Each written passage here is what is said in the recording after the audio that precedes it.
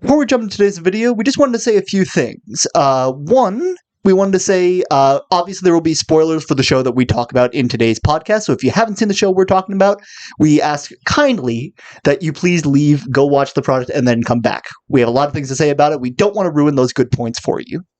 Also, if you do comment, which we would greatly appreciate, please make sure to keep it kind and respectful. We want to foster a community where everyone's opinion is valid and allowed. Just do not target others for having different viewpoints as you, because we are promoting, There are no wrong opinions out there. There are only different opinions from each other. We want to foster an agreement of that. We're promoting community, a sense of, unity. Even if we all think differently, then we still are here for a shared love of whatever we're talking about. Precisely. So we hope you guys will enjoy this. We hope you guys will be able to share in this community that we're fostering together. And hopefully you guys will enjoy our discussion. With that being said, let's get into it. And we are going to it. What are we laughing at? You decide. You guys just wait and see what we're laughing at. What's going on, guys? Welcome to a very giggly video. We are completely out of it, and I love it, but yeah. And I'd like to specify we're not on anything. We're just tired. Yeah, no, we're high on life. Yes. What we're high on right now. Literally. We're screenwriters. This is a thing that happens relatively often. Get used to it. I don't remember the last time I wasn't tired. I don't think I know what it's like not to be tired. I've had some, I will brag a little bit, I've had some days where I remember, not being tired, but that's also because I got, 12 hours worth of sleep. So nice. That's a win. Was so nice. And it's also part of why I work so hard is to make sure I can have weekends where I can just sleep in and not give a dang about anything else. Must be nice. Yeah. I say this as it's my own fault. I have no one to blame but myself. So no. You gotta blame them. They're the ones that give you the work. They give you the work. It's society. Exactly. No, I mean it's also the larger world that keeps me from sleeping most of the time. Last night it was my own stupidity that kept me from sleeping. But yeah. I was gonna say there's this clip from Batman the animated series, I think, where Harley's like, "Society's to blame." That sounds like a Harley quote, and that's why I love Harley so much. I try to find it. That's why I gotta see it then. Yeah. But this is the Clip-a-thon episode. Insert clip here. Yeah, listen, I did it to you. I deserve this 100%. Yes. Society's to blame. Society is to blame. Yeah, I love it. But speaking of love, today we are talking about one of my favorite. I forgot what I was going to say. I had a perfect line for this. God damn it! I was going to say if there's one thing that I love to see in any medium that I'm a fan of, it's love. Exactly. Okay. If I haven't said it enough on this channel, if I haven't said it enough in life, there's a friend I owe a nickel to every single time I say this. I'm a sucker for a good love story. I love not just any kind of romance, but just very good, well-developed characters going through a romance, which is pretty much I agree. I love a good romance. I love a good healthy couple. Yep. I think I am more particular than you when it comes to what that is, how that goes about, which is what this video is going to be about today. Yep. Is because we've talked a bit, but behind the scenes, and I think this topic is where our opinions differ, but not they're not polar opposites. There's some overlap, but we got a lot to discuss. I think this might be the most opposite we are on any of the videos that we. I mean, Ninjago, we were kind of on the same or similar-ish page. Harry Potter, which that video hopefully will be out before this one. I don't actually remember. This is a clip for me to remember to upload that first, so it doesn't look real stupid. But anyway, if not, Harry Potter video coming out soon. Exactly. Stay tuned. Yeah, so I mean, in those two videos, we had the same kind of thought process on it. The K Project video, which link down below for when that eventually comes out. What other videos? Ruby. The Ruby video. Every Ruby video we did. There's we disagree on some things, but also there's a lot of overlap. We kind of come back to the same point at the end after we do our roundabout explanation. I'd say I would say this is the top thing. Then Ruby comes right after that, and then kind of everything else is just kind of decreasing amount of different. I think so. I don't think that. Yeah, I don't think so far there's anything that we disagree with more than this topic of romance. Yeah, and I mean, like, it's a thing that's so tricky to talk about so many different things. But with shows, there's a lot of things with it, and there's a lot of elements that kind of like make it work for me specifically. There's probably a bunch of elements of it and how that actually works for you. Mm-hmm. And I mean, like, there's so many different ways we can go about it. Like, we can actually talk about the actual like love dynamic and how that works narratively. We can talk about what it does on the fan base side of things. Oh yes, We can talk about like it's like there's so many different things we could talk about. And we are going to talk about it right here. Yeah. The question is, where do we want to start? Do you want to quote like one of our like favorite romances of it? Is that where you want to start? I think that's a good idea. Hit me where you want to go. Just put you on the spot like that. No, that really is putting me on the spot because I was not prepared for this because I've been through a lot of fandoms in my life and I don't feel like and I don't feel like I've ever like, you know, completely cut out a fandom. Like I feel like once I'm a part of a fandom, I'm always a part of it. But I think my OTP, for those who don't know, one true pairing, it's like a fandom term, like hashtag OTP is like who's your favorite couple. And I feel like, heart, emoji, insert. My first OTP was from Once Upon a Time. Ooh, okay. And this is like, it was a really toxic relationship, but I was in high school when I watched this, and I was like, this is love. It wasn't. High school is the toxic time. Let's go. Yeah, it was Belle and Rumple from Once Upon a Time, for those who know.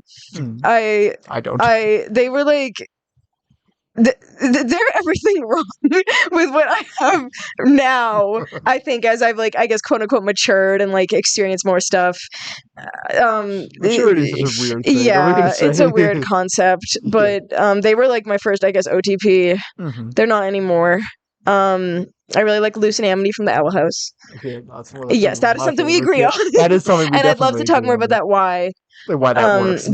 Yes, exactly, and why that like works especially for me very strongly because I really like what they do, but we'll get to that later. Yeah, no, so there's a lot of things I can talk about with that. Yeah. I think I did make a Why Amity video, like not even a Why Owl House. I made a Why Amity video before I did a Why Owl House video. Okay, so. Yeah, no, that's great. Yeah. No, I can talk about that a lot. Yeah, they are definitely up there.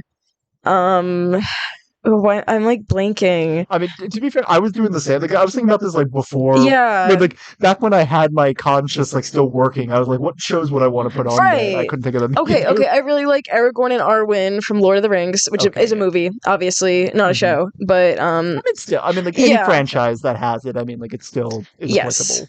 And I really like Roger and Anita, the humans from 101 Dalmatians. Oh, you remember that movie? Their names. I really like them. I know those names from something else. But yeah. Yes, I really like them, and I can also talk more about that later. Okay, the floor will be open for it. I really like Harley and Ivy from DC, as I'm wearing my Batman shirt. Oh yeah, no. So that's a ship. Actually, of all the stuff in DC, it's like either it's either Bruce and Selena or Ivy and Harley. I'm gonna say I also really like Bruce and Selena, Batman and Catwoman too. Yeah, no, I like them a lot. I love that stuff so much. I really like. I like opposites attract, but I also like when they have common ground, and I think that Bruce and Selena are a good example of that. I would definitely say that they do. I mean, like I was like in the Catwoman book I have, Batman is nowhere to be seen in the entire. But, I mean, yay, Catwoman, but I mean, but also boo. I mean, like, boo. In his place, we have I don't know how popular Batwing is in DC.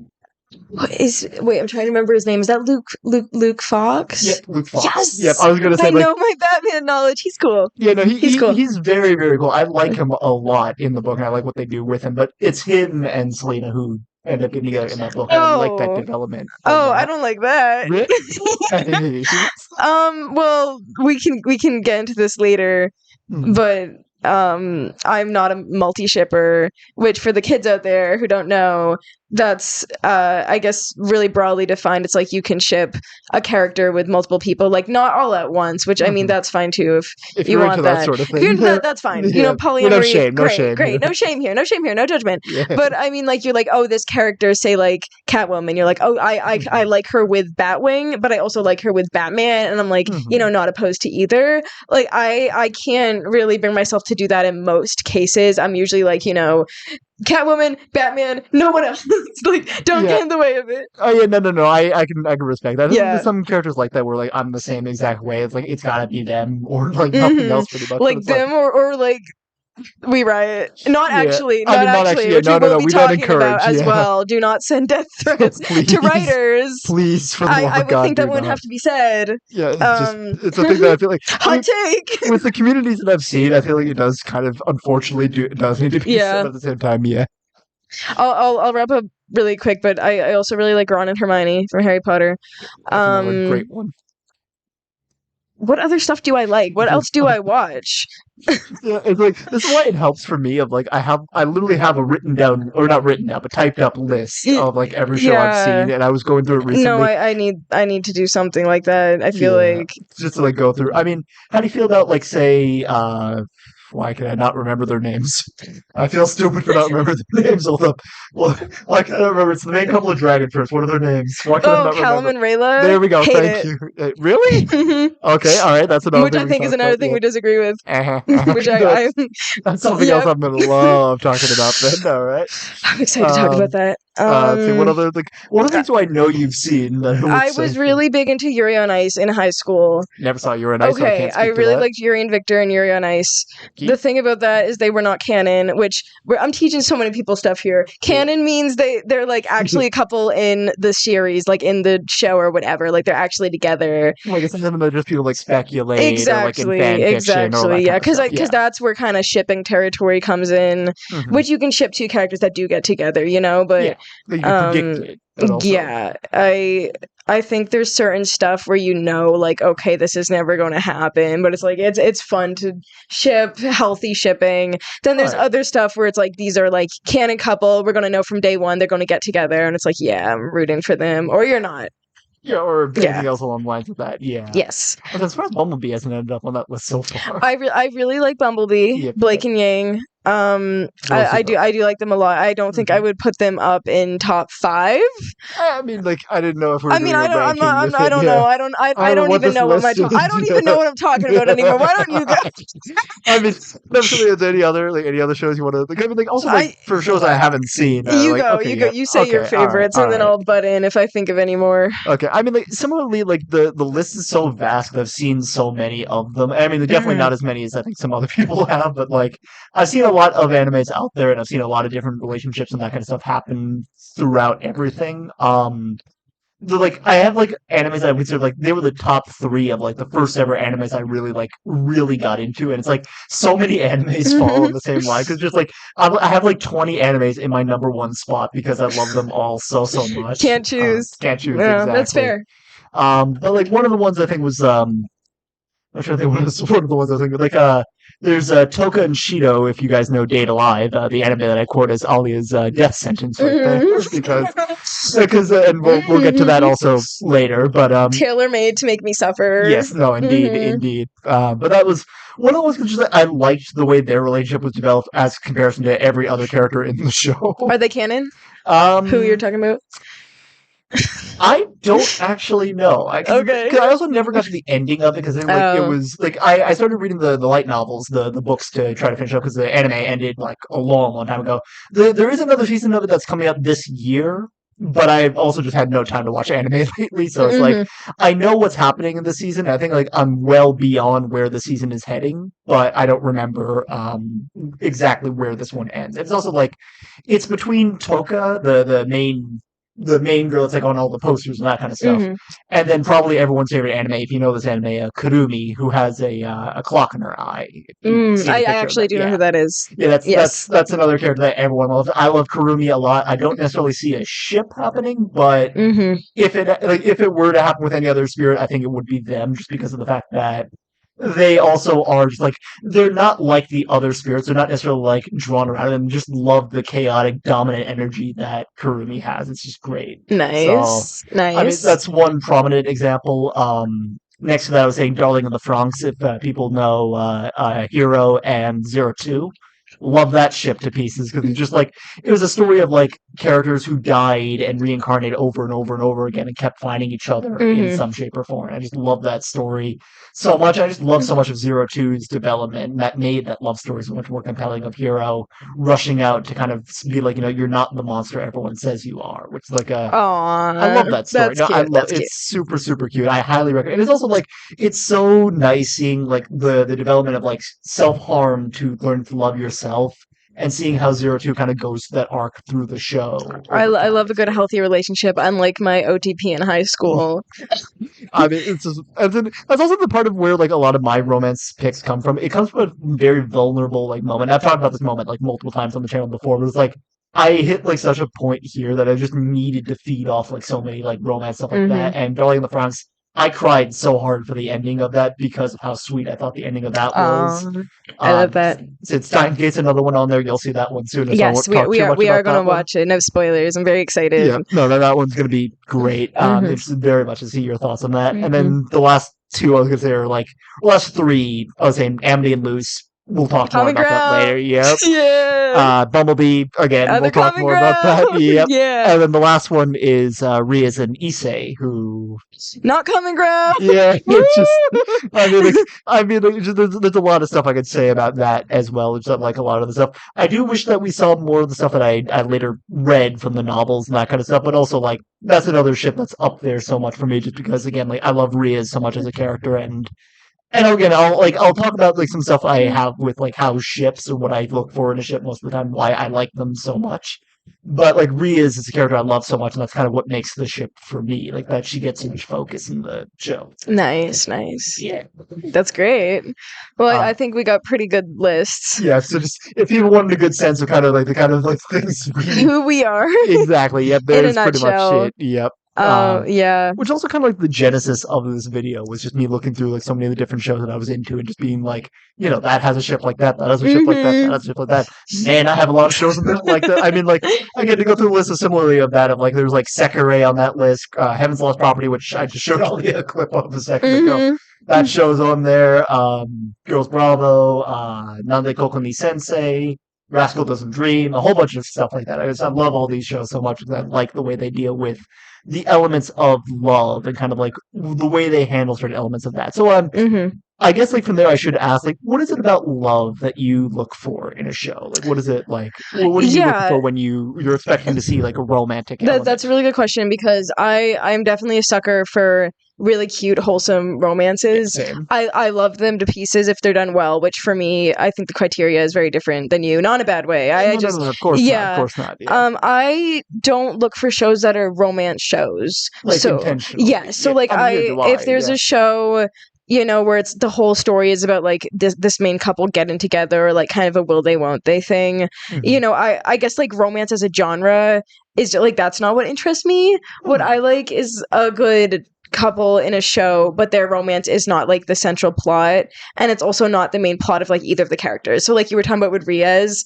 I love when both characters in a relationship they both have their own moments outside of the relationship, but then with the relationship it's like even stronger or it's a whole like different dynamic as well, but we get to explore kind of like Luce and Amity. Amity had her own arc with like her parents and her character development of being like a nicer person, and Luce had her own arc of like becoming a witch and her whole dynamic with Ida, and then together they had a whole story together, but they were each like they're each are their own characters. They're not like reliant on the other one. Yeah, like one leans on the other. Exactly. And that's what I like is when there's like a cute romance in the story, but it's not the main focus of the whole show or the movie kind of thing. Right, like just like it naturally happens. It's not like you said, it's not the whole drive of it. And it's also kind of like it's not something that you're like necessarily expecting to see, but because of that you hyper focus more on like the actual development of how you lead up to exactly. Yeah. And we can also talk about this later, but I don't like love triangles. I'm not a big fan of drama shows because usually they're like their tension is like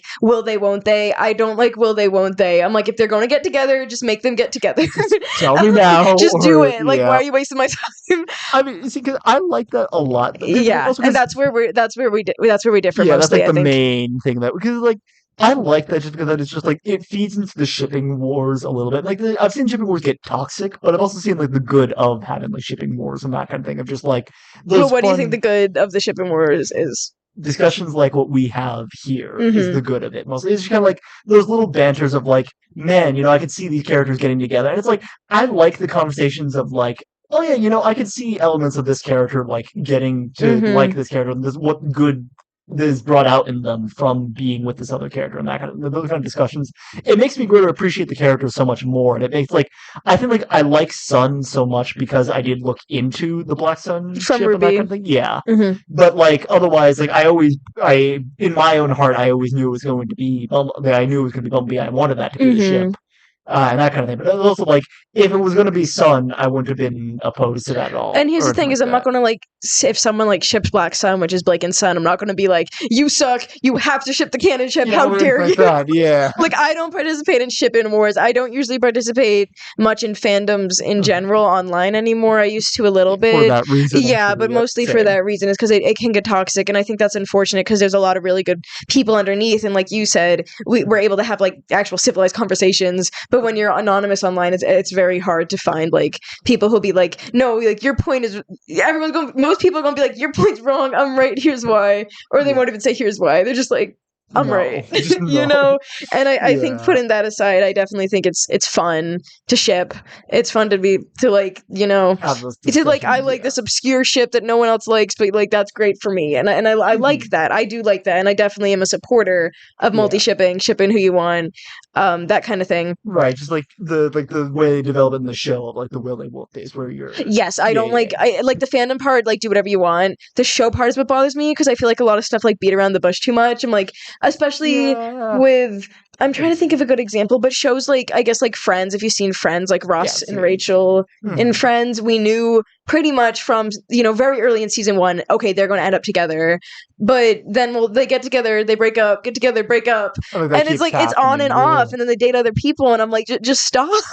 And that's why I love Luce and Amity, is because they made them get together like halfway through the show, and then we actually get to see them be a couple together. Because a lot of these shows that I don't like, they get together right at the end, and it's like, but I want to see them be cute together. I see that relationship and that. Yes, I'm not interested in the chase. I guess kind of. I'm more interested in like, okay, we're together. What do we do now that we're together? I guess I'm fine with the emotional roller coaster of that. Just be like, so many times over. I can do that. It stresses me out, man. I can't do it. See, the thing is, again, I love that for a show because it means like I'm that invested in it that I'm just like I'm willing to go on the coasters of it, and like with another anime that I'd also say is up there as far as shows I think you should never ever watch. Quintessential Quintuplets. I mean, I don't plan on watching that show. Yeah, no offense. Yeah, none taken. And I mean, I hope the fandom out there also doesn't. But sorry, Quintessential Quintuplets fandom. Yeah, I love Quintessential Quintuplets just similarly because about it. Just like it's a question of which one is the main character. There's always the mystery of like because all 5 of the girls looked the exact same at some point before they grew up and then had like changes happen to their hair and that kind of thing. So it's more like personality based than looks. Exactly, yeah. So it's like, and that's what they established in the very beginning of the show. It's like he met one of them when they were a lot younger, but he doesn't know which one it was. We as an audience don't know which one it was. So the whole show is kind of built around the premise of like which one did he meet then? Which one did he, have that relationship with then? And then later, which one's he going to end up falling in love with and that kind of thing. I do get the appeal of that, and I think that's I guess sort of a unique example because like they all look the same, and I do like that idea of they also do all end up falling in love with him anyway. Okay, and see that's what I don't like. That's where I draw the line. I think it develops well. I personally think they do like well because it's like he spends enough time with each one of them individually that you kind of like get to see like how these feelings kind of start. Slowly. I guess. Well, I've never seen the show, so I can't speak to it. But for DxD, which I have seen a little bit, I didn't hate it by any means. Also, on my request, I should also put that in there. That's okay. That's okay. I did not hate it. I was enjoying. I was enjoying what I had to offer. But I think that's where we very much differ. Which we realized is you like the. I don't want to call it a harem. I mean, essentially that is kind of what it is, to be honest. But it's also like the thing with it's like it's not so much that I like that like he's gonna get all these girls. Like, that's not the thing. No. It's just, like, but the thing like I like about that, and like it's the thing I look for in a romance, and why I personally like it as an element so much, is because like with so many other shows that I've watched, is like you have 3 types of characters, and I hate to use them in like such a general sense of it, but it's like. You have the main, or actually no, 4 types of characters. 4, sorry. Okay. You have the main character, the rival character, the supporting / best friend character, and then usually like a potential Love interest. I guess it's interest in general, like Okay. depending on kind of how that, like you have like a romance element somewhere in there, Mhm. whether it works out or not, whether it's an actual like love interest or how that develops. But usually those are the 4 main types of people that you have in like every show, I think. Mm-hmm. The problem that I have with so like the main character, you need that. That's what your whole show kind of revolves around. What your show should be like the focus of, and that kind Right. of thing. So you need that. The rival character you need because that's like what they're trying to overcome. It's the You need an obstacle and like a Exactly, yeah. measurement of how they've grown. precisely. Yeah. So that's why you need the rival character. The best friend character, I'm always shaky on because the thing is, like, people love the best friend characters, and I totally get why. Like, I mean, Ron is a great example of it. But like most best friend characters, when I think of a best friend character, they're like their job is to support the main character and then be the one that kind of gets them to get to the main lesson. They're also usually comic relief, which I agree. I think it's very hard to rate a good best friend character, especially if they're not really involved in the plot. It's like, why are you here? Exactly. And the problem is, like, most of the female characters that I'm a big fan of in every other show fit into like the best friend category more than they do like and it's like they'll all be like kind of obscure and off to the side, and then you have the romantic interest who usually gets more of the development because they're the ones we want to see. Right. And like I like when you have multiple romantic interest characters in a show because that means, and I hate that this is the case, but at the same time, like I love that all the characters get the developments they do because of that connection, that tethering to like the main character. That's just a thing. I mean, and I'm here for that. Like I said, I like it when characters get their development outside the ship or even because of a ship.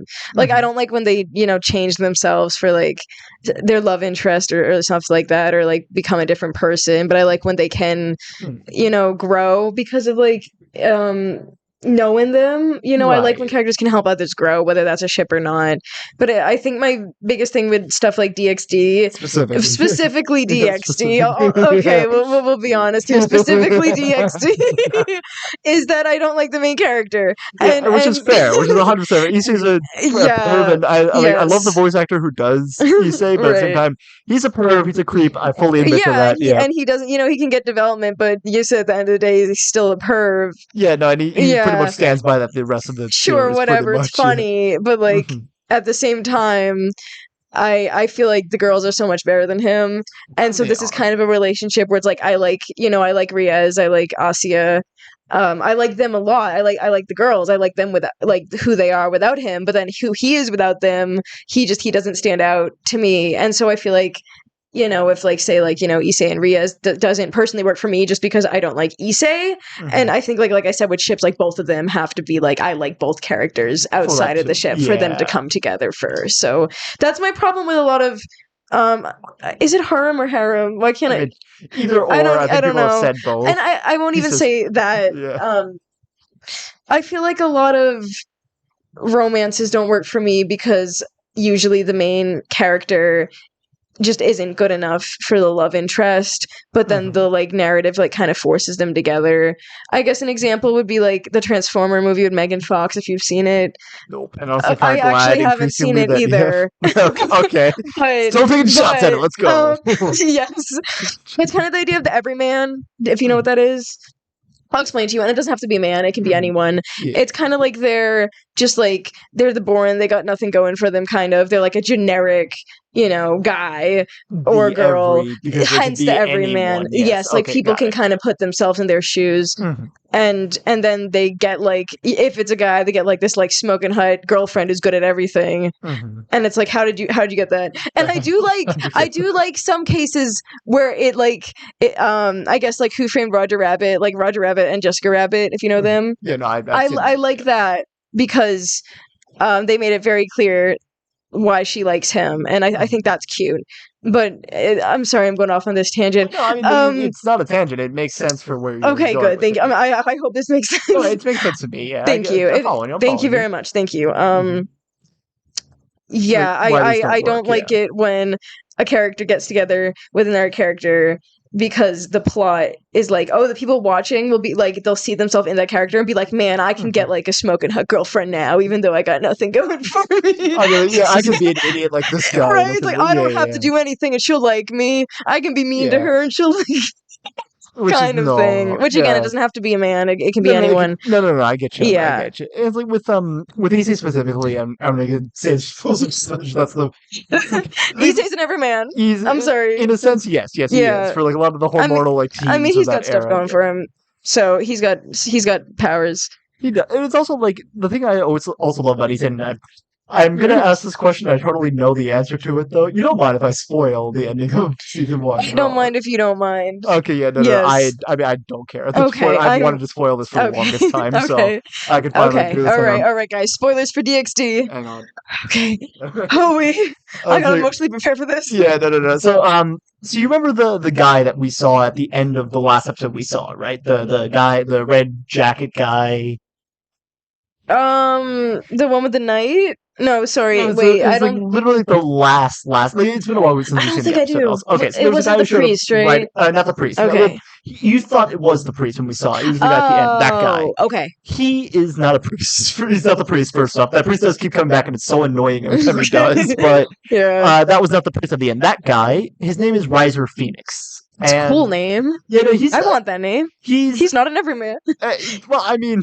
Oh, maybe he is. He is a jerk, and I hate him. Oh. But because the thing is also like he has a very like snot, like a really like kind of like cocky kind of personality to him. Mm-hmm. He talks very much like he's the king of the underworld, that kind of thing, and also talks like that. But I love it. But the thing with him is also that he has an arranged marriage with Riaz.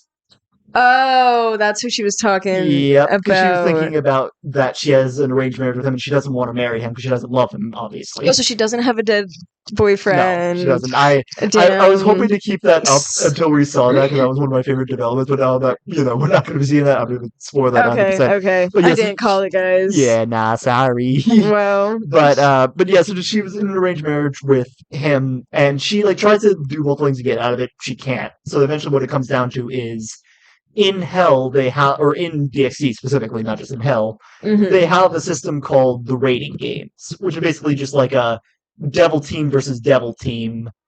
And it's kind of just like a tournament of sorts, or it's like a challenge of sorts, trying to dethrone the other team and win that way. So Rhea said, like, I'll face you in a rating game. If I win, then this marriage is called off. If not, I'll do basically whatever for it. Okay. And it leads to this whole development. Like, Issei doesn't want Riaz to go through this because he knows how upset it's making Riaz, and he doesn't want to see Riaz be So he's not doing it because he wants to get with her. He's doing it to help her. Exactly. Okay. And there's a scene of just him rushing in to try to hit Riser, but then one of Riser's men steps in and beats the hell out of Issei. And that leads to Issei going on a training arc and kind of getting a lot stronger. The next time we see them, he's fighting a lot better. He's going up against them. And it gets to the point he goes up against Riser himself and is getting, again, very badly beaten, but he refuses to go down for Riaz because he wants to make sure that Riaz wins. That's the whole thing. That's what I love about Issei, is that he was trying so hard for Riaz to do that, even if he knew he had no shot of being able to do anything. I agree, and that's what I would have liked to have seen more of Issei, because I liked when he did that. Right after where we stopped. Right. Well, I'm sorry, but I think my problem with that is that he's still a pervert. Yeah, no, it's a thing of his character, but like I don't like that part of him similarly. But I also like prioritize, I guess, a lot more of just like the fact that he does show signs of like putting that aside for whatever he has to. I do agree with that because I shipped Issei with Asya, and I like the arc we watched where he kept getting up to try to fight this. It was Ray. Yeah. To try to save Asya. Like he wasn't going to give up, and there wasn't like ulterior motives. It wasn't like he was like, oh, I want to I'm a pervert. He just wanted to literally save her life. Yeah. And that's why I shipped them, because I feel like with her, at least from where we were, he wasn't like goo goo eyes or whatever. Yeah, he was trying to prevent his friends from doing that to her, and to an extent, he was like still, that as well. But I like that side of his character, and I think if he if that showed more, and I think if he had an arc where he just stopped, like where he realized, oh wait, I should actually be like this more and not be a pervert, because I just shouldn't do that. And then Riaz liked him after he stopped being a pervert. Like I could be down for that, but I think it's just the perverted side, yeah. which I think is a lot of people's argument with it, and I totally see why. It would be the same for me if I was just like, it's the thing, like, I laugh at perverted stuff and animals stuff. It's just like, it's again, like, it's the formula of like, character does perverted thing, character gets the hell beaten out of them, and it's funny to me every time I see it. I think it's funny to an extent, but then when it keeps on happening, I'm like, yeah, okay. no, I get that. But like, I get what you're saying too. I do. I see the appeal. Yeah, but it's also with like Issei, and this is one of my favorite scenes from like the last episode of it. He goes up against Riser himself for one final time. He gave up his arm to get more power to be able to fight against Riser. And there's a scene that I'll never forget right at the end where Riser knows he's about to lose. He's like, I'm a high-ranking devil, you wretched boar! Don't you realize don't you realize you shouldn't be meddling in the affairs of your betters? And Issei gives a line like, don't you realize I don't care? Riaz is all that matters to me.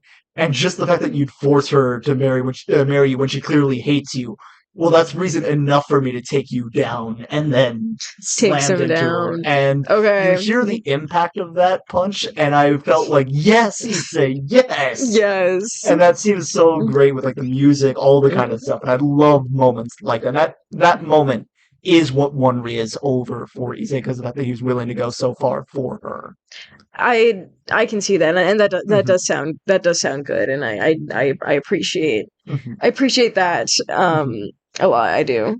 Yeah, no, it's just like it's just ruined. Like immediately afterward, there are just moments of Issei just being a pervert, and it's just like, God damn it, I know, like Issei, you kind of rode that high for like 2 more seconds. Like, come on, man.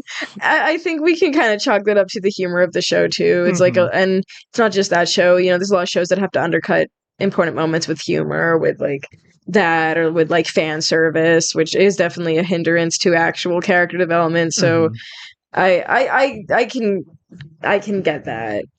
Yeah, no, with Super TC especially, this is their humor all the way for it. Like, it's the humor of a lot of different animals. It's also like there is such a thing of like cutting it a little bit too sharply. I feel like with some shows, like you can cut it with humor and it works out fine, and just kind of like, oh, okay, like you get the joke, you kind of go along with it, and other times it's just like, God damn it, yeah. Which I think there's some shows I've seen both ends of, and with Disney, I've had moments of that, like, from time to time. Most of the time with Issei, it's so over the top, and I almost think DxD is like a satire for like, a lot of like they like know that. what they're doing. They don't have to take themselves seriously. Yeah. So because like, I go along with it for that. No, I respect that. Yeah. I definitely get that. Yeah, no, but as someone, like, I get why that's also not for everyone. Again, I'm fine with that 100%. It's just like, it's there. There's nothing I can really do about it. I might as well just dig it. And I genuinely mean this in the nicest way possible. I think anime like that you like are very clearly targeted for male audiences. Yeah, no. I would agree to that. I would definitely agree. And again, I don't think there's anything wrong with that at all. You know, there's a target audience, and I mean, people outside the target audience can like it. I found stuff I liked in the show, but I think with a lot of stuff, like with characters like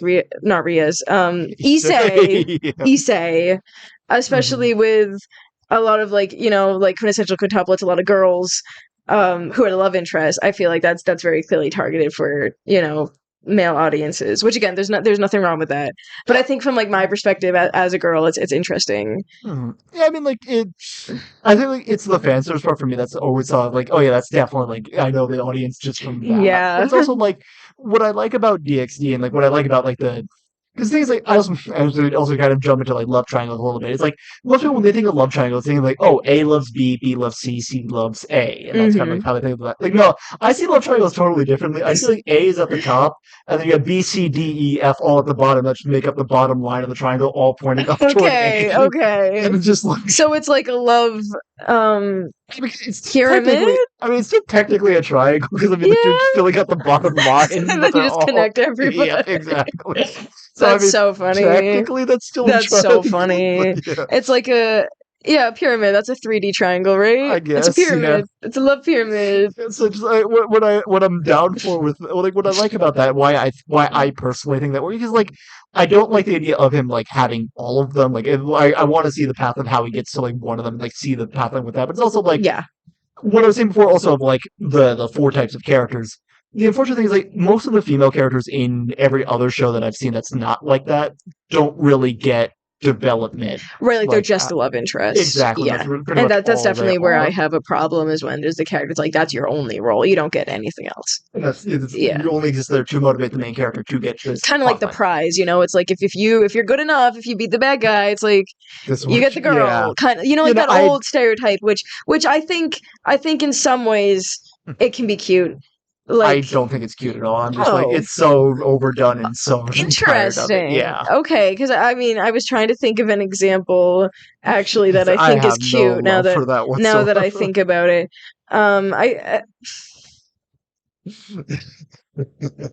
Now I'm trying to think of an example. You keep talking while I think of think of something, because I genuinely don't. Again, like I said, I don't like that stereotype where like very dated, sexist, where it's like the girl is just the love interest, and it's like the prize thing. You know, that it's very outdated. I don't know. I guess I just don't like it. I don't either. But the thing is, like, where I think that the love pyramid, where I think that works, or at least from what I've seen in most of the time, is like, because of that tethering to the main character and to like the main quote unquote story that they're trying to tell most of the time, it gives so many of these characters a chance to stand on their own ground and have their own stories, because of the fact that like it all drives the main story forward. But like, you're watching all of these characters, because like, it's so hard when you have multiple characters you're trying to juggle all at once, and it's like, it's something that, like, I say, like, even with RWBY, like, they don't do this that well at all, to the point that some characters have had their whole plot lines dropped entirely. Like, it's proof of, like, just how hard it is to juggle so many different characters. But I think, like, shows like Quintessential Quintuplets, like what they do kind of with Ninjago, what they kind of do with, like, so many of these different shows, where it's like, each character gets a focus because of how connected to the main plotline they are, connected to their main character. That's what I like about it. Because, like, again, with like DxD, it's like each one of these characters have an arc that they go through that eventually leads them to Issei. Like with Riaz, it's gaining more confidence in herself, because that's like the main thing with that. Asya, you've seen her arc, so you already know what's up with that. Konako has a past she's running away from, which eventually leads her to Issei, because that she grows to be more confident in herself, and it's like, I am not defined by this past that I've been running away from. Same with like Akano, like she has a thing that she'll reveal of, she actually is half devil, half part, yes, brain. She's half fallen angel, half devil. That's cool. And no, it's awesome, and I love the reveal of that. But she has a whole thing of like, people killed my mother, who was a fallen angel, or no, I think it was like her mother was something, her father was a fallen angel.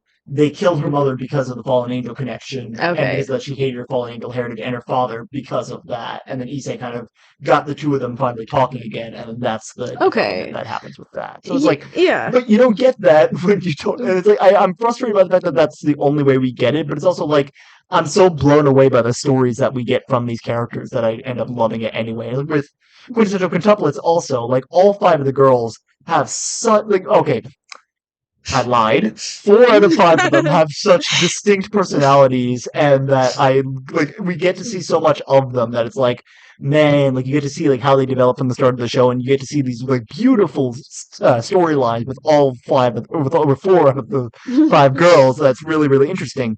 But those are all generated because they're connected to our main boy. Yeah, and and again, I think that can be effective, definitely. And I think in my world, it's effective in my sphere of whatever of media. I like it when it's, I guess, only one person who has that like arc with like connected to the main character, like they're better because of that dynamic. Like, I like it when all the characters, whether they're in a romance or not, they all get development. Yeah, they get development, but through the plot, not through a tie to the main character. Like like again, Owl House. I guess with Luce and Amity, they had their own stakes in the main plot, but then they just found each other through the plot. So that's more what I like. Right. If that makes sense. And I mean, like, and also like, excusing the fact that Owl House also got canceled before they probably could do more episodes to explore more of this. Yep. Disney. But Disney. Anyway, Disney. But But like the thing with that is like that's another main example I was going to give of like shows that kind of do, because like you look at the relationship between I was about to say Reese and Amity, that's not right. No. Luz and Amity. Then you Guys, also my look, OTP is Amity and Riaz. yeah.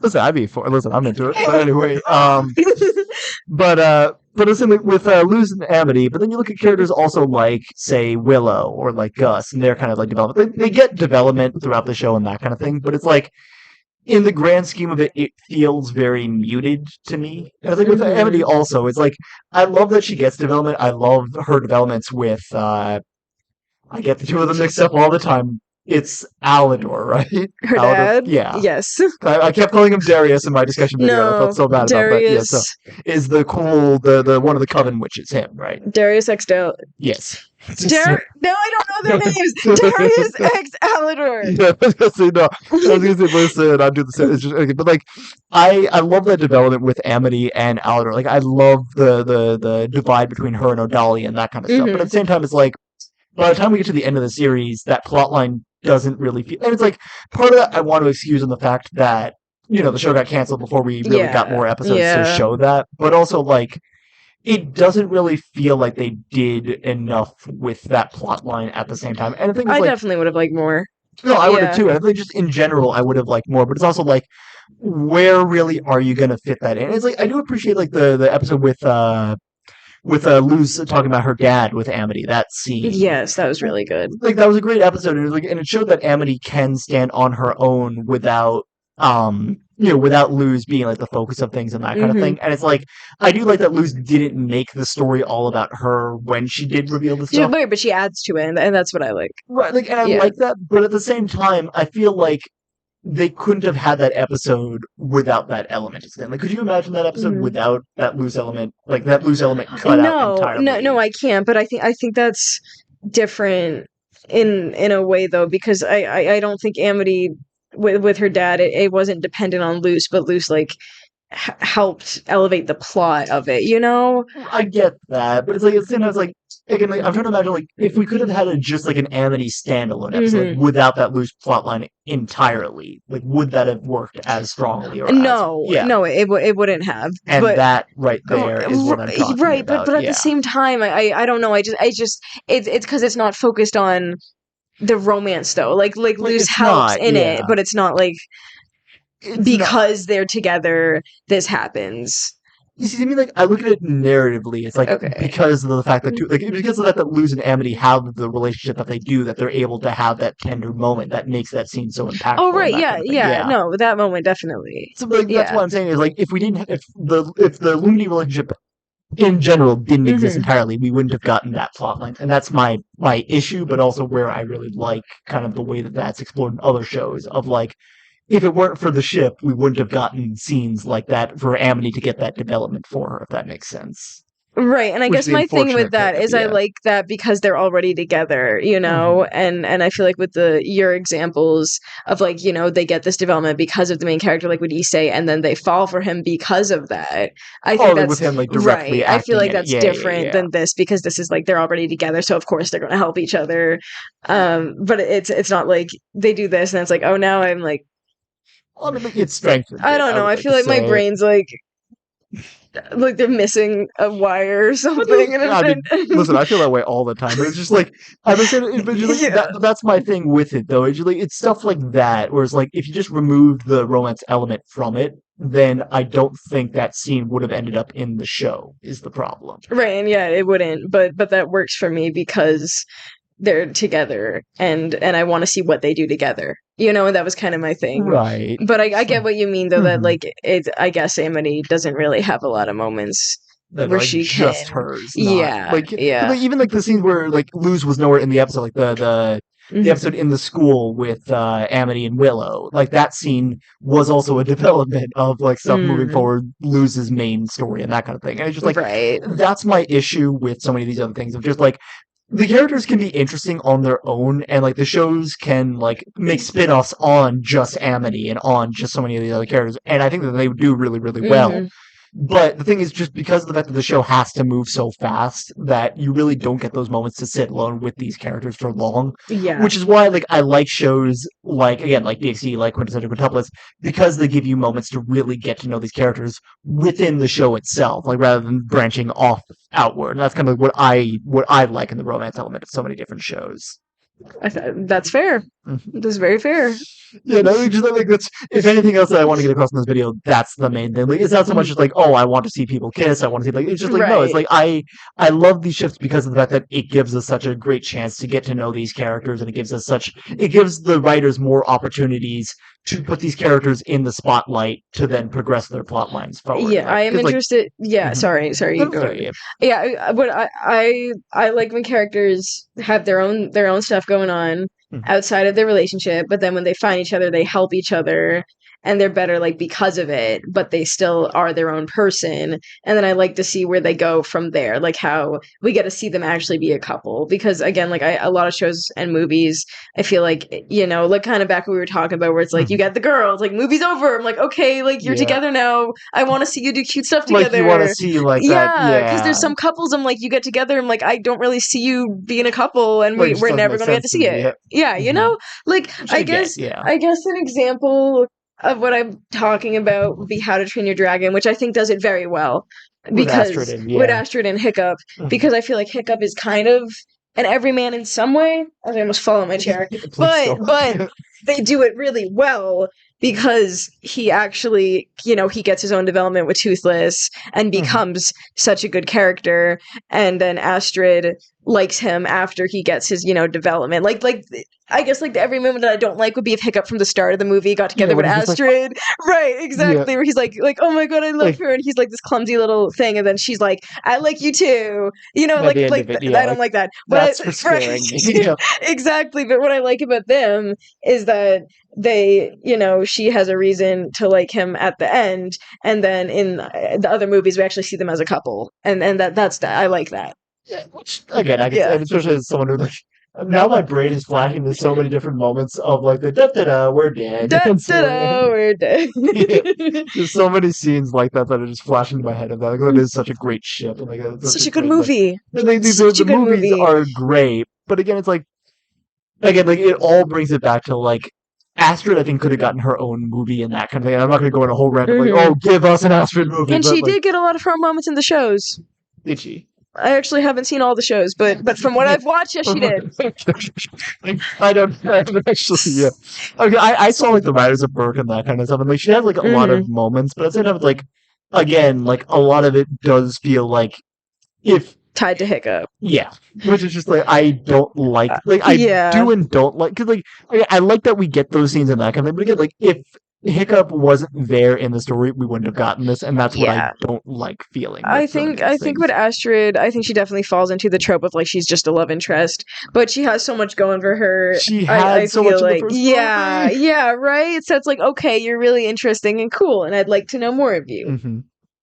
It just goes from like, oh man, she's awesome, to then, okay, now she loves Hiccup now. Yeah, and that's pretty much all she's there for.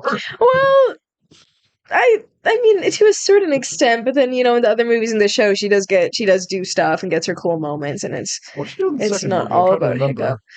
Oh, I literally just watched it like a few months ago, and I don't even remember, but she... Because I don't think she does the second movie... Yeah, she did. She had her whole thing where she went with the dragons to go to, like, the Eric or whatever, son of Eric, and they captured Stormfly, and then she was like trying to rescue Stormfly, and then Stormfly saved Eric, son of Eric, and because he did that, because Stormfly did that, Eric, son of Eric was like, why do I keep calling him Eric, son of Eric?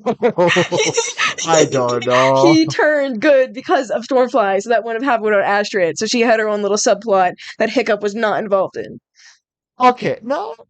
Okay, I guess. Especially given how like fundamental that was also to the plot line that I'd argue against. Well, but with that, it's like it's not all about Hiccup; it's about the plot line. It's Hiccup and Astrid are connected through the same plot line, not connected through Hiccup. I guess I guess. But it's also like with the How to Train Your Dragon movies, like they're very like Hiccup focused. Like everything. They are. Yeah, no, they are. They are. But I feel like he's like the plot is so much bigger than the characters, and it's just like how did the characters react to that? But even though he is the focus, like you said, Yeah. I guess with How to Train Your Dragon, like, if it was more like, oh, it was like the dragons are the main like focus, or like the world itself of Burke is more the main focus than it is Hiccup. Because it felt like Hiccup was most like it was his arc and his story we were following through like the entire time definitely. with it. And I think like if it felt less like that, then I'd be more okay with that being the case for Astrid. It's just like because of the fact that just, like it all eventually leads to Hiccup that I just takes away from that a little bit for me. Which and I mean, I guess this then is kind of an instance I was talking about where I'm like, in some cases I like the get the girl, and I guess this is one of them because I like Hiccup and Astrid, and I'm okay with Astrid being a quote unquote love interest because I think she has enough going for her, even if it's mostly tied to Hiccup. I like them together, so I guess this is a case I like. I like it. The thing is, like, I like them. I also like the fact that like Astrid's not the type of like other love interests who are just like going along with them for everything. Like she pushes back against Hiccup a lot, and I love it every single time. They challenge each other. They challenge each other. She makes fun of them multiple times. I love it. Yeah. I'm trying to remember. Like, there was a clip I saw recently of like of Snowlet makes fun of Hiccup saying like lost his arm and his backbone or something like that. Which is like. It's just like there's just a moment of the two of them having an argument. And Astrid just doesn't say anything, just scowls and Hiccup the entire time. That's like, actually really funny. And then goes along with whatever Astrid wanted for that scene. It's just like those kind of things. Love it. Yeah. And I love that that's the dynamic of it. But at the same time, it's just like it feels like it takes away so much from. Like for me, it takes so much away from like who I think Astrid could be as a character. And similar a case with another prominent example I was thinking of this of Siri. How many moments did she lose throughout all of K? With K Project, with Siri, a lot. And the fact that I think most people, I would say that, like, most people who don't know K and aren't, like, in the actual fandom, I'm not going to say, like... Which is probably most of you. Yeah, no, I was going to say, I mean, like, I'm not going to say, like, oh, this is people in the fandom of K, too, because I'm willing to bet probably not. You guys are probably amazing, but, I think that a lot of people who don't really know Kay, who do know Siri, do know that clip that I showed them. Yes, a very and that's fan service. All they think of for Siri, and I hate that. And I hate that too. But what I like about Kay specifically is that there's not like any really confirmed romances. There aren't, but at the same time, it's like you can draw so much of like with Siri specifically, like you can to Reishi, like just the relationship between the two of them, right? But it's like in a way, Siri does like feels like it revolves around what Reishi and what the Blue Clan are kind of doing, and that again, it takes away from the cool moments, and it's like that moment when she puts down sort of like screw the law. Again, I'm gonna keep it up. I'm so pissed about that scene. I literally hate that moment every time I watch it. I'm like, why? Because we were this close. This moment. It was there. No, I think that's an interesting case, like I said, because I mean, I ship her with Mr. Kusanagi a lot. I do too, but sometimes like it feels more like it's toward Reishi than it does to Kusanagi some of the time in the show. Well, but I don't think it's a romantic thing, though. It's not, but like it also feels like it is very like a driven point for Siri. It's like I wish like Siri like did what Reishi said and that kind of thing, but like how many times have we seen like Reishi Siri was there like holding up the umbrella for Reishi, like, right? Like, yeah, like, she's very dependent, or she's kind of there just to serve him. And it's like if we had less scenes of that and more scenes of like her on a mission and then bumping into Kusanagi on the way with that, which is in the manga. God damn it! I was gonna say, just like if we got more stuff like that in the show, I absolutely agree. Show, then I'd feel more so that way. And it's just like I want to say that I do see more of Kusanagi and Sari for that, but it's like it's hard. It's a little harder to. Because I can say like okay, maybe there isn't a romantic interest for Reishi and Siri.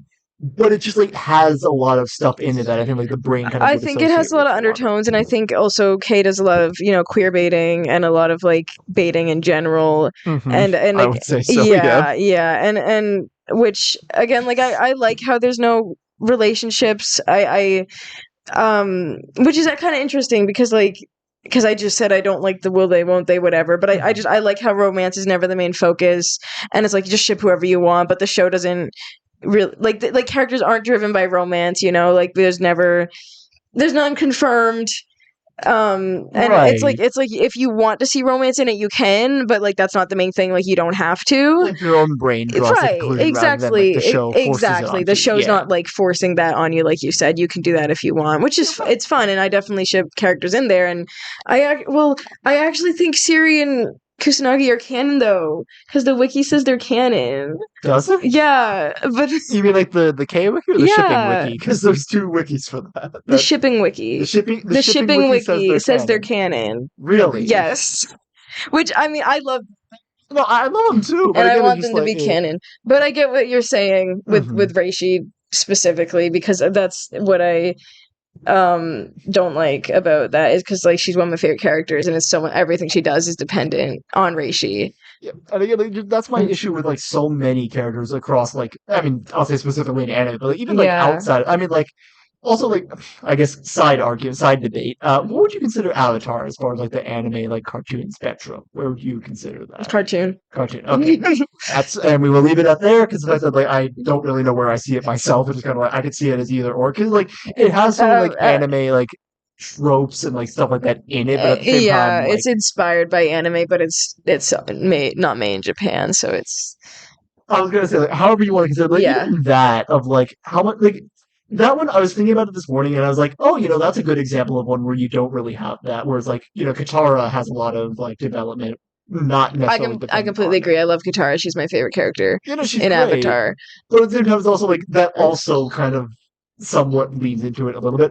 Yeah, but I think that's different because she doesn't do everything for Aang, and if she does, it's more of like, because she's like, I care about you, not, and it's, at first it wasn't in a romantic way though, it was more of a friendship it's way. Just the fact that it ends up there. Yeah, and it's also like I just don't think romance with the Avatar should have been a thing in the No, first place. I Wouldn't have like been if it was Zuko, but I like you ship Katara and Zuko. It's You're a honestly- Zutara shipper. I think by the end, like, 'Cause- the final scenes okay. of it were what won me over for that, and honestly, just because I just don't want to see Aang get married personally. I am not a Zutara shipper. I'm sorry. Yeah, and that's fine. Listen, but to each but their I mean own with it, yeah. I love that for you. That's great. That's listen, great. Again, to each their own with Yes. chips. If you want to believe it, I'm not going to knock you for it. I might disagree with you on it, but that's pretty much all there is to Exactly. it. See how kind we're being. Yeah. See. See. I don't like Aang and Katara in the show. I think it, because Aang was just like, they were only 2 years apart, but he seemed so much younger than her, and it just felt very rushed. I like them together in Korra. I mean, we don't see them together because Aang's dead. Yeah, I mean, But I like how they ended up together because I like their kids, and I like that whole dynamic. I can see them together in the future, but I didn't need to see them as like kids kissing. See, there's a number of things I have a problem with the two of them getting together in the end. Not just like the plot stuff and that kind of stuff. I don't really want to get into a lot of the stuff that I want to know with them, because then it's just like there's a number of things that I have a problem with when it comes to romance in Avatar. It's like, for whatever reason, like Korra and Asami, 10 out of 10. Wish we could have seen more yeah, of it, yeah. That's when I said, like, I don't like when they wait till the end of the show to get That's an together. Then we example don't of get that. to see them Yeah. together. That would, I mean, because also, like, the ship generally felt like it was out of nowhere when it happened. I'm glad that it happened. But it Yeah. also did feel like, because we were like, no, it's not Bolin. What's his brother's name? Why can I not remember his name? Mako? Is it Mako? I think. I'll take your word for it. I don't remember. Mako. Like, it felt like it was them for, like, Mako and Korra for most of the show. But they were awful together. They were. No, listen. I'm not saying I shipped them. I'm just saying that it was them most of the way through. Yeah. And then, like, in the last season, they break up, and then that's it. We don't get to see, like, the Asami develop. Like, we get to see Asami and Korra as, like, really good friends. But we don't get to see the romance. Exactly. We get to see the voice actors, which we do get to see. Have you read the comics? I have not. There's a lot of really good stories in the comics I really, really want to read. Yes. It's just my greatest paradox when it comes to any show that I'm ever a part of, and it's happening with Dragon Prince now. It's gonna happen with Ruby eventually. It's just like, when I put a show down for long enough, and then like something new comes back, I don't just jump into the new thing. I have to by my own everything. rules. Exactly, rewatch everything. Because the thing is, like, I don't remember things for like early on, so it's like, and I don't like just looking it up because they never have all the details for like some stuff that I feel like I need to remember going into it. So I have to, from the very beginning, rewatch everything and go all the way back up to. Damn, that's a lot. Yeah, I know. And it's but I respect that. I do that with everything, and that's why part of why, like I said, like, I haven't touched the Korra or the Avatar comics yet, because eventually I want to Mhm. rewatch all of Avatar, read the comics, rewatch all of Korra, then read all the comics Mhm. for that. And then, Yeah, I haven't read the Avatar comics, but I read the Korra comics, and they're very good. And we do actually get to see Korra and Asami together, and I think it works really well. But that's my issue. I'm like, okay, then put it in the show. yeah, please. Like, It's just like, I want it in the show, please. yeah, no, like, there's so many of those moments that just like they do happen in the books and then they don't happen in the show, and it's so annoying because I would have liked to have seen the stuff animated and like hear the voices and have all like the music and all the other kind of stuff. That would be great. But it's just like, where was I going with? Why were they bringing up Avatar in the first place? Like, I don't know actually, but here we are. it was just like I was gonna bring it up because like Katara. I know that's why it was good. Like, Yeah. Katara.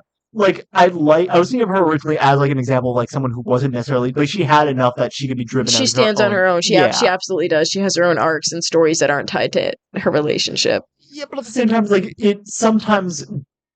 That's where like why I see the what do you say the ship was again for Zuko and Zutara. Zutara. Like Yeah. where I see that is also because like it I like the like I call it the Han Leia relationship of like enemies turn not enemies turn love, but like Yeah. opposites eventually like finding that common ground. Like, not opposites attract per se, but like that kind of like development between characters. Yeah, and, like you go on a journey or life changing field trip with Zuko, yeah, and you see like, okay, we actually have more in common than we thought, kind of thing. Like yeah, that. I like that. I like that too. I do. And so, like, I like that for Katara and Zuko, but it's like because like for Mhm. and this might be also informed because of the fact that I haven't seen Avatar in a very very long time. But it's just like a lot of what I remember from Katara is either focused around like yeah she wanted to get strong for her own means, but it also felt like it also to a lot of degrees revolved around Aang or Zuko to a degree. I don't think it did. I think they did a very good job with her stand-in, like having her own story. And I think like they do to an extent. It's just like there's some moments of it where it just does feel like it's a lot more focused around that. Like there are some moments where she does have where it is just her, like just her developments and that kind of which I really like. Yeah, I mean, I think with that, it's just Katara was never like the quote unquote love interest like we talked about. So she actually had time before she did become a love interest to have her own story and like motives. Like her mother was a big motive, like, you know, trying to find her mother's killer and like her mother's necklace and then learning waterbending and all that stuff was more focused, I feel like, on her mother and like herself than anyone else. Well, I guess, but it's also like I guess like also when I think of like her wanting to learn waterbending or like wanting to get better at it, I keep thinking of like when she was trying to teach Aang, and then Aang started getting a bit better at it, and then she was like, "Okay, I just want to get better to show you up." And that's the kind of something I think of with that. And that's where my issues kind of come in with that. Like there are definitely moments where like, Katara is like solidly on her own, developing her own character, and like there's moments where it is just like her getting development, irrespective of or regardless of what's going on with Aang, like all the way on the other side of the sphere with things and that kind of thing. But it's just like I don't really it was hard for me, I guess, to see like Katara as like her own character with so many other things. She has her own moments which are great, but then I also feel like it often is like paired with someone else when these things happen, and because of that, for me, it feels a little bit more muted, I guess. Well, but then I guess the other characters, how are they different than that? No, they're all muted. The thing is, I don't care about it. I love getting to see them, but at the same time, I was just like, I don't really like. The thing like getting to know more about Toph, great, but in the grand scheme of it, what does Toph actually get by the time we get to the end of the series? The thing with that is a prime example. She learns metal bending, which is great, but then to what end with that? She uses it in the final battle. Don't really remember that actually making a difference in the final battle, to be honest. It was just kind of like, cool, Toph being a tank, let's go. Wait, I'm sorry, I'm confused. Yeah, no, I'm confused, but you don't like. It's just like I like Toph a lot as a character. I think that Toph is great. I like the stuff that we get for her, but it's also like I wish that we like.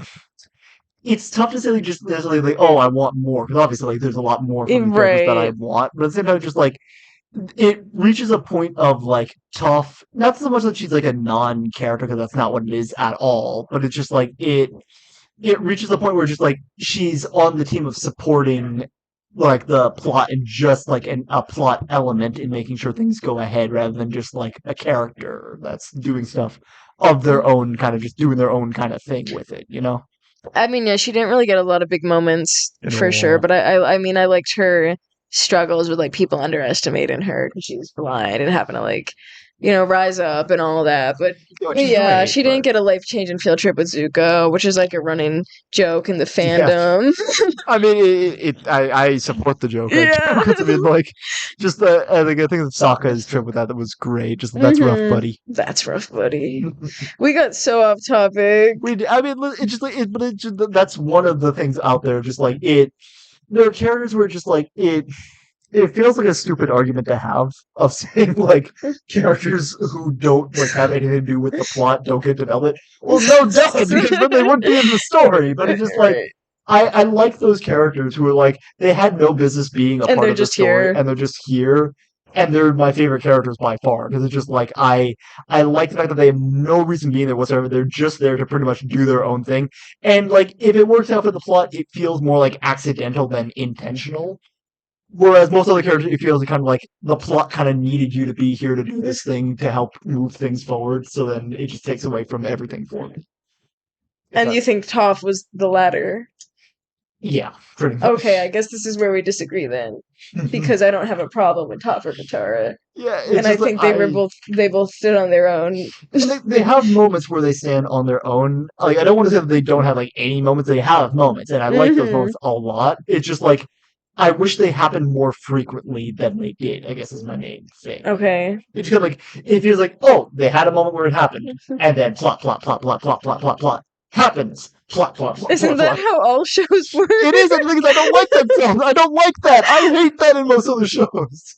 And it's like, for like again, like for an example of like with, and again, I part of me does hate the fact that I'm singing the praise of DxD for this, but it's just like with that, it's just like so many other characters have so many things that happen like without the main character. Like the main character helps move things at the tail end of their plot lines, but it's just like they had stuff that was happening off screen that had nothing to do with the main character, which is why I'm also really happy that they did announce for DxD they're making a spin-off series that has like basically no Issei from what I've seen. Oh. It's just the girls. And it's just them like when they were a lot younger, like before they met Issei and that kind of thing. Like I think more development on their stuff. I love that. I want that. Give me that. It's just like I want that because I'm just like I want stuff where it's just like we get to see stuff of characters off screen, like of stuff that happened to them before they met the main character, before their plot lines happened, and where they can kind of branch off and focus on that without the main character really being there. Or if the main character has to be there, then I don't want them to have like the most influence in it. And it's like another example of this, and another show I hate that I'm singing the praises of, One Piece of all things, which this is bad if I'm singing the praises of that. God. But like with One Piece, Nami, one of the main characters of that, and I hate that they don't really touch on this ever again, but like she has a plotline that happens off screen that we eventually learn about. And then we get to see her come full circle with her plotline with that. And eventually the main character has to come in and, smite down the main antagonist to end that plotline. But I like the fact that all existed off screen and that we got to see like development with that character through But that. off screen, do you mean it like we get to see it later, like what they did? Like if we get like a flashback scene that like, oh, all this stuff happened and then led into this. Oh, you mean like it was like the past, like it happened previously? Yeah. Okay. Because then just like it opens up that discussion of like, wow, I wish we could have seen so many more things of that. It's just like some of the things that you just have to leave it up to speculation and that kind of thing, and I don't like that. And with like Katara and some of the things that we get told so often, like what happened in their past and what's driving them for so many different things like that. But I wish there were a lot more like episodes and stuff like that where it was just a bit more like seeing a bit more of their past and kind of leading them into a lot more of their journey and that kind of thing for like an Avatar specific. And like with some of the other shows, like with Willow and Gus is another example. Like I love that we get to see like some stuff of like how they came to be where they are now, like seeing Gus and his inability to make friends and that kind of thing was great. Mm-hmm. But then where does that plot line really go with like, because nothing really happens from that by the end of the series and that kind of thing it feels.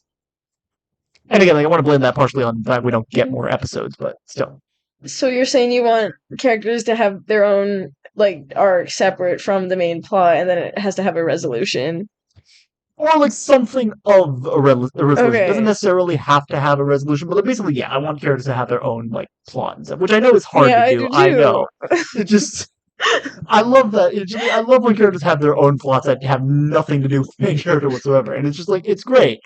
It can feel clunky at times, and I've seen it done poorly a lot of times, but I want more. I of like that it when they in have that, but it all relates to the main story, not the main character. Like if there's a connection through all of it, that they all just Honestly, if it Yeah, doesn't connect whatever. to the main story, I don't care. Honestly, But- it's just but- like it makes the characters that much stronger when right. they're Well, yeah, if it's like a contributing character moment, that's great. Mhm. Yeah. to- Well, even when it's not a character, it's just like it.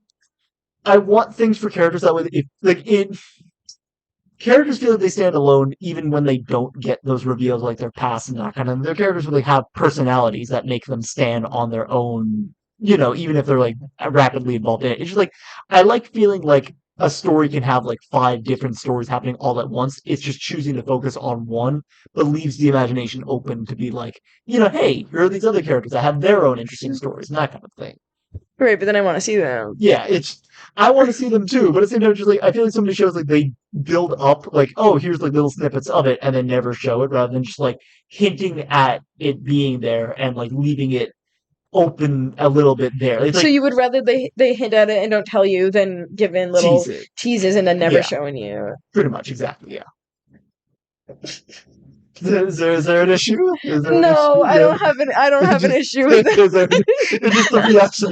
Did I just break your brain with the whole process of it? Yeah. Like, with that? Is that what it was? Okay. Yeah. I'm really that reaction. I'm just like, did I break your brain or did you just not agree with that? Okay, cool. I don't know if I agree with that or not because I don't really know what you're talking. I just I break brains, ladies and gents. I Oh, break sorry. brains. It's just like it's just the main thing of it is just like like what you were saying about shipping, how like you don't like when they are just like teasing you with like elements of the ship. I like when they do that with plot elements for You like characters. it when they tease. Wait, you don't Okay. like it when they Okay. tease plot elements. Yeah, and I You'd like rather they don't tell you than tease it. yeah. Or just have it be like open ended where they reveal like they don't tease it. They're just like, here's another path we could have taken. We don't take it. We could have taken it though, and just leave it up there to be like, okay, there's another story that might exist out there that we And then could you confirm. would like if there was a flashback later though where they showed what happened.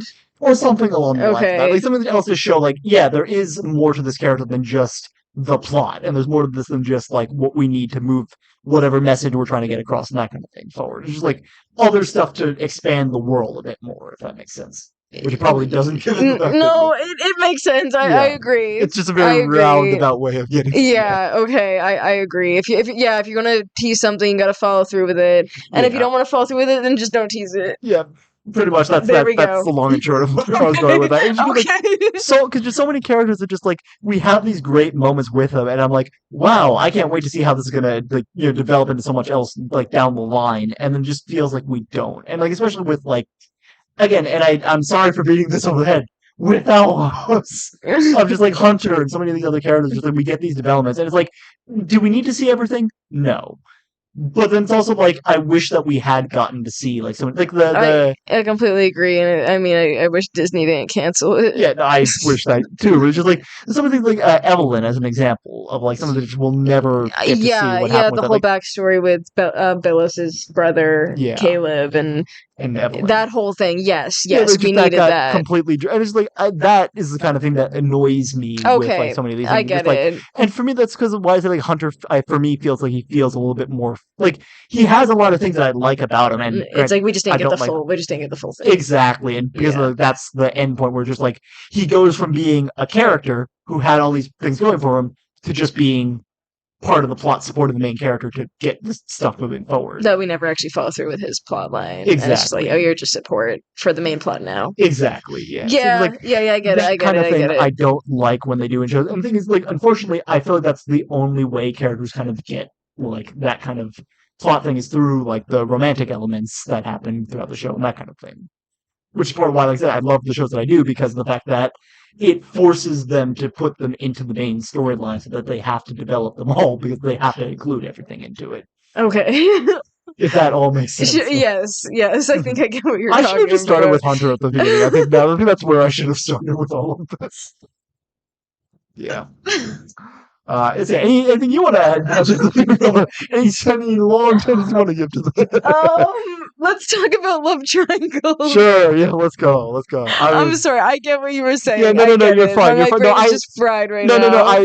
You're fine because I get with sleep. B, I think because of that I'm so tired that my brain is just kind of working and just kind That's of going okay. places. That's okay. And C, I've also been told that just in general talking to people, I just kind of make people's brains just get fried after a while. 'Cause I just have such a roundabout way of Yeah, explaining. we'll get to it eventually. Like, hold on. Exactly. You swear I'm making a point, Because guys. there is somewhere I'm going with this, but it's just like I have to take so much time to like explain the context behind what I'm saying that I forget where I'm going with it. You got there. I get it. I Yeah, get it okay. now. Okay, But yeah, with love triangles though, where do we want to start with that? So I don't like love triangles at all. Yeah. I am not a fan. It bottles down to, I guess, my main criteria Mhm. where I'm like, if like there's a very clear two people who are going to get together, it's like, just why are you doing this? Just make them get together. Why is this here? I guess the biggest example of that would be, the infamous Twilight with the, do you like Bella and Edward or Bella and Jacob? Like, and I mean, and that's a love triangle, which I think most love triangles are. It's usually there's one main interest and two people fighting over it. It's not usually a three-way. It's not usually like that. It's usually just kind of like A and B both going towards C. Yes, and it's like they don't really have anything together. There's some love triangles where it's like A likes B, B likes C, C likes A, where it's just like a whole thing where like no one lines up with I think something with the A and then B, C here, like both of them sides not connecting here. I see that more as like a Newton's cradle, like just them factually against each other, pivoted. Okay, and I think that's what I don't like. You don't like I don't like. Yeah, maybe it's not love triangles. It's like Ninjago with Jay and Cole both like Nia, and Nia's like, who do I choose? And then you didn't like seeing them. I don't like that because it's like we all know it's going to be Jay. Like, why are you wasting my time? It feels insulting. Yeah, no. I get that. I mean, it was funny seeing. Like, it was funny how kind of. I thought Nia kind of held that over their heads to make them look more like idiots. It had some uses, I guess you could say, and I think some love triangles do.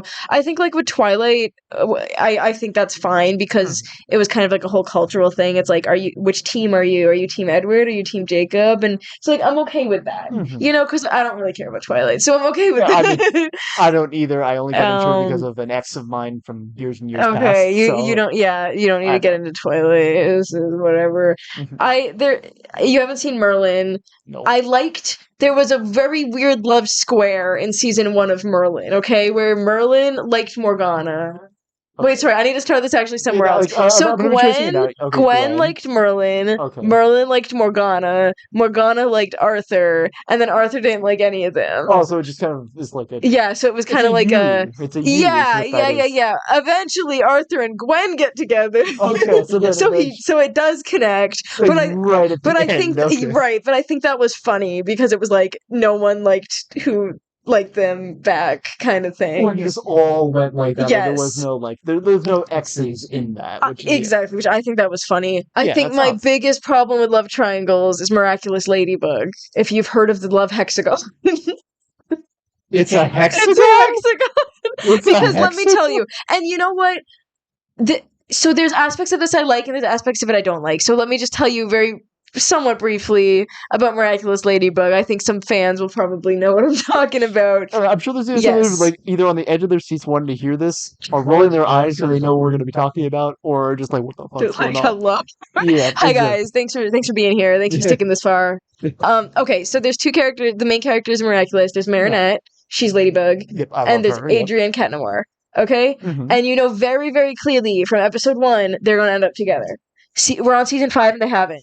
Yeah, and honestly, I've just gotten annoyed because I haven't even seen the show yet. I do eventually want to see the show because I like chaos. And I like it's chaos. I want to see what's going on with that, what all the hullabaloo and stuff like that is for it. But the thing I get annoyed with that is A, the fact that they don't know who's underneath the mask annoys me, and B, that every single time they find out who's under the mask, they get their memory wiped. Exactly, like no, exactly, and it's such an issue because they never want to progress the story forward. They're like, no, we gotta no. And it's like at this point, I don't even care. I don't even care if you find out who each other are. I don't care if you get together. They might be together right now. I don't even care. It's just that feeling is this one they've been burnt. Right. I think it's kind of also like what I was so worried about with Bumblebee. Like they keep teasing us with it now. It's just like just let make it happen. either make it happen or don't. Or just Like, stop. I don't care Exactly. anymore. It's one or the other. And with Marina and Adrian at the start, with season 1, I was so into it. I was like, I love this dynamic. Like, will they, won't they? But by season 5, I'm like, will they, won't they? Just tell me. It's like, will they, won't they? Will they, won't they? Will they, won't they? they? Losing my mind. And just like getting like less and less excited about it, and more. That's exactly it. But the thing what made it interesting at the start was that, like you said, they didn't know who each other were. They still don't. Marinette liked Adrian when they weren't superheroes, but when they were superheroes, Cat Noir liked Ladybug. So they really did like each other. They just didn't realize it was them they liked, and I like that dynamic. But the problem with that is that it's still going, and I think they actually switched it. I think now Marinette likes Cat Noir, and and then Adrian likes Ladybug. Wait, what? I mean, I know it's a hexagon. No. Adrian likes Marinette, and then Marinette likes Cat Noir, but the hexagon treats them as like Cat Noir and Adrian are two different people. And like Marinette and Ladybug are like two different people. But then there are other characters that they threw into it. Okay, there's Kagami, who her and Adrian dated, and then there was Luca. Whoa. Why Konami? Why the Kagami? Yu-Gi-Oh? Kagami. Kagami. When I say Konami, I was like, why is the Yu-Gi-Oh company involved in this? I don't know, man. I don't know. I do not know. And then there was Luca. Okay. Who Luca and Marinette got together, and so there was a whole thing where Marinette and Luca are dating, and Kagami and Adrian are dating, but they like Adrian and Marinette still like each other. So it's like, why are these side characters here, and why are they involved? It's to divert. It's to never progress the show. And the funny thing is that they made a Miraculous Ladybug movie that was like, it was completely different from the show. It was just the same characters, like kind of starting fresh, and they did the reveal in it, and they got together in it. It did everything the show couldn't do in 1 hour, and it was amazing. Yeah, so it's that's all you need. I mean, as I've also said with the Justice League movie stuff, it's that same feeling, and it's so fucking frustrating. It's because the shows need something to have like drama and tension, which I get, but it's like if what you have that causes drama is the same thing you had in season 1, or something that you're just using over and over and over. Yeah, it gets repetitive. Mm-hmm. This is frustrating. I don't want to watch anymore, and I don't watch Miraculous anymore because of that. Which I wouldn't blame you for. I think thank you. I don't know if it's going to be enough to make or break me when I do eventually watch it, because I will eventually watch it. I don't think you should watch it. I think you should save yourself. Just watch the movie. Just watch the movie, and then stop. And just don't watch anything else. Like, actually, I'm not even kidding. I mean, like, it's also like I can recommend to people to not watch anything else in a show ever. Like, I could just be like, stop. Like, I mean, what did I say for Red vs. Blue every single time? I recommend stop at 13. Yeah. Which, honestly, I stand by that now, even with the reveal that all those other seasons are not canon. Like just don't watch them. Don't waste your time. Yeah, just stop at 13, and then don't go past that, whatever you do. Actually, stop at 40. 14's not that bad. Okay. Still. Okay. But still, and things like I can recognize that for a lot of different shows. The other one is just like, I hate to say, like, I want to give shows enough benefit of the doubt that it's going to be like, man, this plotline is so good that I'm sure that there's some other stuff that'll make it so worth it, and then no, there isn't, because it keeps getting worse. And there's this whole plotline. This is completely different. Mm-hmm. There's the whole plotline with Adrian's father. They have their whole thing going on, right? With him being the monarch. Okay, so you do know about it, yes. Yeah. So Adrian's father is evil. And, I know some things. And then there's that whole aspect where it's like, is Adrian going to find out his father's evil? Is his father going to find out that his son is Cat Noir, who he's fighting this whole time? And they drag it out. Yeah, you see, I have yet to see, or actually no, that's not true. I've seen a show do that well before. It's like I've seen shows where it's just like they're one step away from figuring out that one massive plotline, and then they don't. And then it's so annoying. It's just frustrating because they're playing catch up with the audience, because we know. And that can be fun for a time, dramatic irony. But after 5 seasons, I'm like, hurry it up. It's like, come on. And also the problem, too, is when they have done the reveals, and they have done, like, Adrian finds out it's his father, but they reverse it every time. Wait, so with the right. Yeah, and then every time they do it, it's so disappointing. I'm like, what's the real one going to be like? Like, I don't even care anymore. Right. You're either going to undo it, or it's going to be really disappointing. Or, it's just like, which is it going to be? Just like you're waiting for you see it happen, like, which is it going to be? I'm not waiting anymore, man. That ship has sailed. Yep. I have felt that way with like a lot of different shows before, and like I'm I guess I've been lucky. I haven't seen that in a lot of shows. And I think like now when I think of like that catch up, I think of like good examples of it, like Clone Wars, for example. Like we knew Order 66 was coming, Yes, and yes. some characters figured out ahead of time that Order 66 was coming and was about to tell the mains, but then something stopped every time. I completely agree. That is a great example of dramatic irony of because how would you figure that plot out? And we know it because it was like told to us. And also because I'm assuming most people have also seen the other movies. Right. This, yeah. Because it's like a prequel to the prequel. Yeah. Right. So that's a great example of it done very, very well. I think there's that, or also I think this might be one of the animes I remember being on your list. Death Note, right? I've seen Death Note. Yeah, so like the development between like Yes. Light and L Yes. is another great example Yes, of that. I Of just agree. like how like they were like we as an audience know who's who, but then you're watching the two of them go at it, trying to figure out like how to get the upper hand on them, and it's like I love stuff like that. Yeah, like that was great. Yes. The way they do that, phenomenal. Why couldn't they do Miraculous? Like first 2 seasons of Miraculous, so good. I was so into it, and then it just it ran its course. It just was the same thing. And like I think like, I'd say like I've seen shows do that, and I think like they get a little bit too into like, oh, we have something really good here with this mystery. Let's keep it going, right? And then realize that mystery kind of loses its flavor really, really fast. And it's like with Death Note, I also feel like it lost its flavor at one point. Did you feel that way when you watched it? Yes, I think I didn't like the second half of Death Note. Finally, someone who agrees with me on that. Really? I didn't like it at all. Yeah, no, it's like I almost consider Death Note as like 2 seasons. It's like it stops at episode 25, and then the rest of it's like its own season. Like Nier, I thought was a great character. I thought he was cool. What do you think of Nier? I didn't like Nier just because I feel like he was trying too hard to be L, and then he just kind of at the end he's like, I solved it. I'm like, I would have rather like L solved it than you. Like I don't care about you. See, same, but it's also because they just like I liked Nier as a character, and I kind of like the idea that like he was a successor, the closest successor we'll ever get to L, and that kind of thing. And I kind of like that he never felt like he was really worthy of it, and I wish that he continued feeling that way because honestly. His victory at the end of Death Note feels so undeserved. Exactly, that's what I'm saying. I'm like, okay, good job. I'm not even willing to give him that. It's just like I'm not even willing to give him a good job or anything like that because it's just like it feels so like to me. I don't want to say like, oh, I want to see Light win because obviously I don't. Right. It's like we wanted to see him go down, but he just didn't have that same dynamic and relationship with Nier that he had with L. It was just really unsatisfying. My issue with it is that it wasn't Light's fault that he lost. It was just what's his name? Mikami? Is that his Was name? that the guy who like switched the Death Notes? Like that crazy guy who got the Death Note? Delete him. It was his fault that this happened. Yeah. And it wasn't even Light's fault. It was just him. And it's just like I get these are all elements in the game, but also like Light couldn't have controlled that whatsoever. In the game? I mean, just like, could he have told Mikami not to double check and not be paranoid in that moment to break his routine to then do that? It's just like, that one moment is so pivotal in turning the game against Light, and it happens so suddenly. And on top of that, it just makes it feels like it wasn't Nier that won, it was luck that won against Light. It was just like, Nier just got so lucky that he caught Mikami doing that one thing that was out of order, and that led him to the Death Note, which led him to winning it. Yes.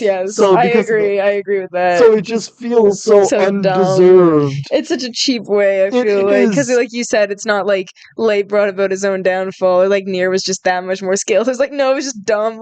Exactly. Just like, I like the fact that just like Nier thought he was so clever, he had all the pieces figured out, and Light's just like, I was one step ahead. It's and I over, Nier. I win. And then the episode like ends. Exactly. If it had stopped there, I would have been fine. I remember that was so cool. I was like, oh. Next episode happened. I'm like, there's like 3 Death Notes, and like you switched it, and then like trying to follow all of that. Where did the third one come from? I mean, I could follow all of that, and I was fine. I could it was just like, I'm not gonna say like, oh, it was simple. It was this. No, that's not what. It's just like it. I could explain it right now. I mean, do you want me to? No, it's okay. I can follow all of that, and I was fine with all of that. It convoluted as hell, but I expect that from I expected that from a Light versus L fight because it's so convoluted. It's so much of just thinking out the other's plan and trying to get around them and that kind of thing. With that, I expected that, and that was the moment I respected Nier. And it's literally the next episode where all that respect went out the window because it's just like.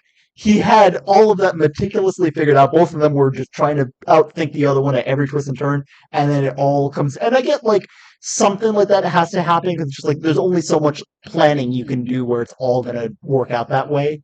But it's just that it all comes down to just that one bit of luck that I don't like. And it's like my grandpa always told me that life is like 99% skill, 1% luck. And it's that I like 1% that. luck that's going to screw you over every single time if you don't have it.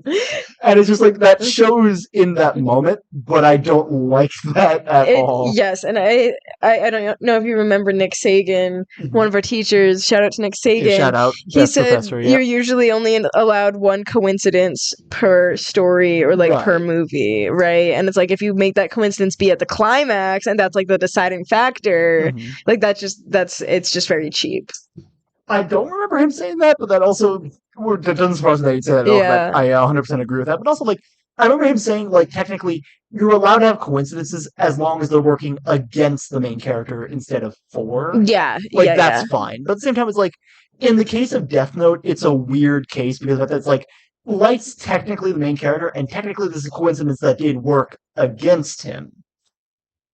Technically. Right, but yeah, at the same time, Yeah, but it's like, it just has felt the so cheap opposite and effect yeah. because of that. Like, it has that effect, like you were saying, of like, Yeah. luck decided something in favor of the characters that we want to see win because of that. Yeah. We got very sidetracked. Yeah, but I mean, it's just, that's the thing with Yeah. the thing with the cat and mouse game for Miraculous Cat Noir, where it's like they could have done that.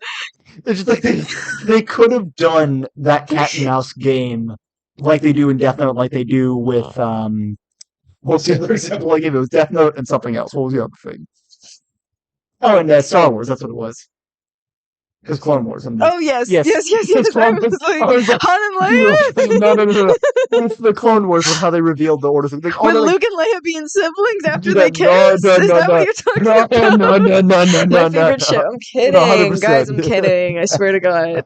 No, just like I'll say, just like that that like catch up game works well for that, and like it could have worked well for. It certainly did work well for Miraculous for seasons 1 and 2.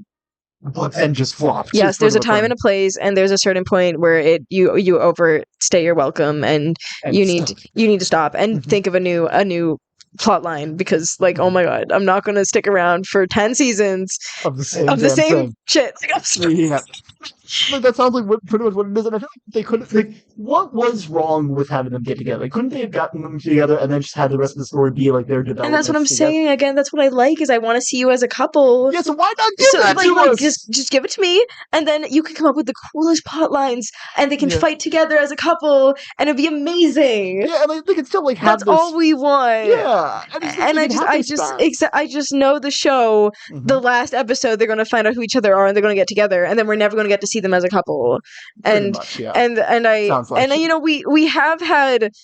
I think they got together at one point, and then they broke up, but they don't know their identities though, and so now it's like, and they messed it up so bad. It's like I don't even like you guys together anymore. I don't even want you to get together. I don't want to see it. I mean, could that have been intentional? Is the question. Why would they do that? They're like this ship that you've been following since the first episode. No, I actually don't like them anymore. I mean, it can subvert because I think like everyone. Like, I mean, I was doing this thing with a friend of mine where I was looking at all the animes I'm a big fan of. Like, okay, actually, you know the stuff I've seen. You know the animes I'm a big fan of. So, like, actually, no, I'm not going to do that to you. No. Because, like, I asked a friend of mine, like, okay, name, like, some just random animes you know I've seen. And then say, like, ask, like, who your favorite character is. And most of the time I'd say, like, it's the main, like, female of the show that I usually end up like. I like the developments that they get over the show and that kind of thing. Or I like what they're doing with the main character. I feel like your favorite character is the female love interest, but, like, yeah, quote-unquote love interest. Like Amity. Like, yeah, exactly. Kind of like that, yeah. I think you are seeing the pattern. Yes, I see. Yes. There's Riaz, there's Amity, Neko, kind of, not really, but kind of somewhere in that vein. I think Neko is the character I love the most out of the ones in UK, but also just because I just like her chaos, but also the subliminal element. And I guess she somewhat fits into that box, but not like technically. That's why but I'm like, yeah. It's just like question. But just like so many characters fall into that for me. Where was I going? It's just like what were we saying before that? Why was I bringing up the? Oh, because I said that you said, what if they're trying to subvert expectations with Ladybug Cat Noir? I feel like so many people like when they see like the main two characters, they're automatically like, oh, I want to see the two of them get, like they push that in the show most of the time. So I feel like maybe what they might have been trying to do is Well, subvert okay, that. but after 5 seasons, you can't be like, actually, psych. Like, no. I think that's the greatest troll you could do to your It audience. is awful because this is this whole thing about setup and payoff. How it's like Chekhov's gun in a way. You know, Right. it's like if you promise something You at gotta the deliver. start, you have to follow through with it. I And you know what? guess, You can't speak on this because you haven't seen the show. No, Go you torture know what? yourself and watch it and tell me Don't what you torture think. yourself. Okay. You know what? You know that's fair. That is 100% fair. That is fair. I will hold And I that. think I that will would have hold been a that. great twist in season 2. Like if that was the whole right? thing they were going for. Yes, Yeah. but again, that late in the game, after building that much up, after teasing us so much, you can't just be like, reverse car. It's like, ah. Like, you fans, you Yeah. thought you're such a sucker for liking the ship that we set up Yeah. and we made you like, what Yeah. a loser. I think that's funny. I think It's that's hilarious, funny. but it's Yeah. disrespectful to your fan base. I mean, listen. Are you What's that? ignoring my pain? No, not entirely. Entirely. It's like I think there's something very like I think that like from a writing standpoint that sounds very funny, and I think like just like, is such a neat like subversion of how that normally But goes. it's like, but they didn't plan that from the start though, because they did not We plan know this whole that. thing out. We Oh, know that. yeah, I know it. Yeah, all right. I mean, listen. I mean, like maybe I'll watch the show myself, and then I'll be like, yeah, they definitely like. I think there are like with certain shows, you can tell like when they were totally planning this from the start versus like this is Mhm. something that they came into an idea of Yes. like late in the game. Yes. I'd like to think the Overlord is a great example of that Mhm. for Ninjago and that kind of thing. But like, I think like if I were to watch it, maybe then I could see something for it. But like, there is a chance that maybe I go through watching that and I'm like, yeah, I could definitely see that being a plot line that they were totally planned from the start. I'm sorry. I don't think you'll. I think you'll like Miraculous. It's a fun ride, but then as you know, as screenwriters outside of the romance, there's just so much stuff they do wrong, and like it's a kid show. It's like it's an episodic show. It's like a villain of the week kind of deal. So like it's fun. It knows what it is, but then at a certain point, when you build up this fan base and you have this story that people are invested in, you can't just keep sticking to that formula and be like, it's gonna work. It's fine. I guess not. And like that's the thing else. Like I did start watching Miraculous at some point. I don't remember when exactly I did, but I know I did start it. And it's like my problem with Miraculous, which I've also had a problem with like a bunch of shows that I used to watch when I was like ranging from when I was like before I got into anime, the first thing I was into was Power Rangers, which that was also I'm sure if anyone knows Power Rangers, you know it's pretty much Monster of the Week every single episode. And it's like I liked that when I was a kid. As I got older, it got more cheesy. Yeah, very formulaic. Like it has its purpose, definitely. No, it does. And like I could see how that kind of works for some shows. Sailor Moon also had that 100%. Like, yes. Sailor Moon, Miraculous, and Power Rangers, I kind of rank all in the same category of, like, all the episodes, like, they didn't feel the exact same, but they all kind of had the same formula of, like, character has something they need to learn, character fights a monster to learn that lesson, character gets the end of that. Oh, Miraculous is straight up same formula every single episode. I mean, I don't know if I felt that way for when I watched. I mean, like, I only watched the first 3 episodes of it, to be fair. But I didn't think they felt like that similar. You know what? Not this isn't a video about Miraculous Ladybug. No, Let's move on. I mean, it's just, I said, like, but like, it's just like again, like, I mean, like, with romantic elements like that, if that was something intentional, then I think that's brilliant. If it wasn't intentional, I think that's stupid. I agree. I completely agree with that. I think that would be amazing if that was planned, right? And I think, and that's why I don't like Callum and Rayla together in the Dragon Prince is because I feel like that's kind of the opposite of that, because a lot of stuff forced the main male and female character together. And to Dragon Prince, I specifically remember they said like they made it and they're like, we want this to subvert the expectation that the main male and female are going to get together. We want them to just be friends. And then they went back on that in season 3. And I do think Callum and Rayla's relationship was well fleshed out, and I think it made sense that they got together. I wish they stuck to their original plan, because I think a friendship can be like even more powerful than a romance in some instances, and I didn't like them together. Which I don't know. I think I liked seeing them together because I liked what it brought out in both characters for that. I mean, like, it made Rayla, I remembered her as just, like, not like a wannabe killer in the first season. Yeah. I think. Or like I'm also basing this off of I haven't seen Dragon Prince Right. in like 4 years now or something Okay, like that. yeah, So it's been a yeah. while. But like I remember like wannabe killer is the main thing I think comes to mind with her, like wanting to prove herself among the other elves and that kind of thing, and then slowly growing into more of a like a it's not like isn't like a guardian type in a way. Because she kind of felt that way toward like them through this world they Yeah. never experienced before. Right, like the She kind of guide. yeah, so she kind of like grew into that over time. But the thing is, you don't need a romance to do that. You can do it with a friendship, and You I think that's don't. even stronger. Is that a good friend can help bring out something in you. It doesn't always have to be romantic. Yeah, no, like I would agree with that. I think mostly just like it is just because I'm a sucker for a good romance that like Right, makes and they me are want. cute. Yeah, I they get are. the appeal. Yeah, I do. I'm just angry that the writers purposely made them not yeah. to get together, and then they're like, actually, let's go back on that. I mean, in a sense, like they can still technically kind of not really make it work because I mean, like, cause, I mean, I haven't seen the most recent season of Dragon Prince, but in a way, it's like what I feel like they could have done with that as a subverting of it is like you have the two of them get together, and then you have it's kind of like No, that's actually a bad example. I was gonna say like when you have the two of them get together and then have them break up and then realize like okay, maybe we still like each other, just not that way. And they kind of like they experimented with the idea Well, of I mean, spoilers. That's kind of exactly where it's at right now.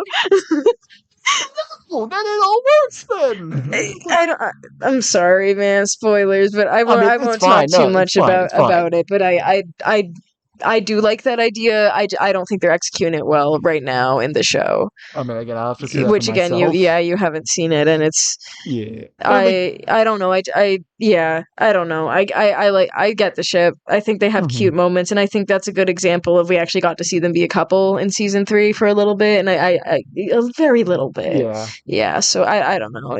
I'm kind of 50-50 on it. I would have preferred not to, but like I can accept it that it happened. Like okay. Yeah, I mean, like, I think it works for usually. I don't know. Like, I always felt like from the very, very beginning. I mean, like, I don't know how much of this is just my bias because of that. I just like these kind of like I like these kind of relationships and that kind of thing. Like, just from like the very early beginning of like Rayla, I thought of as Callum's entry into the world of magic and just learning it and that kind of stuff. And that like Mm-hmm. most of the stupid risks that Callum takes are for Rayla most of the time.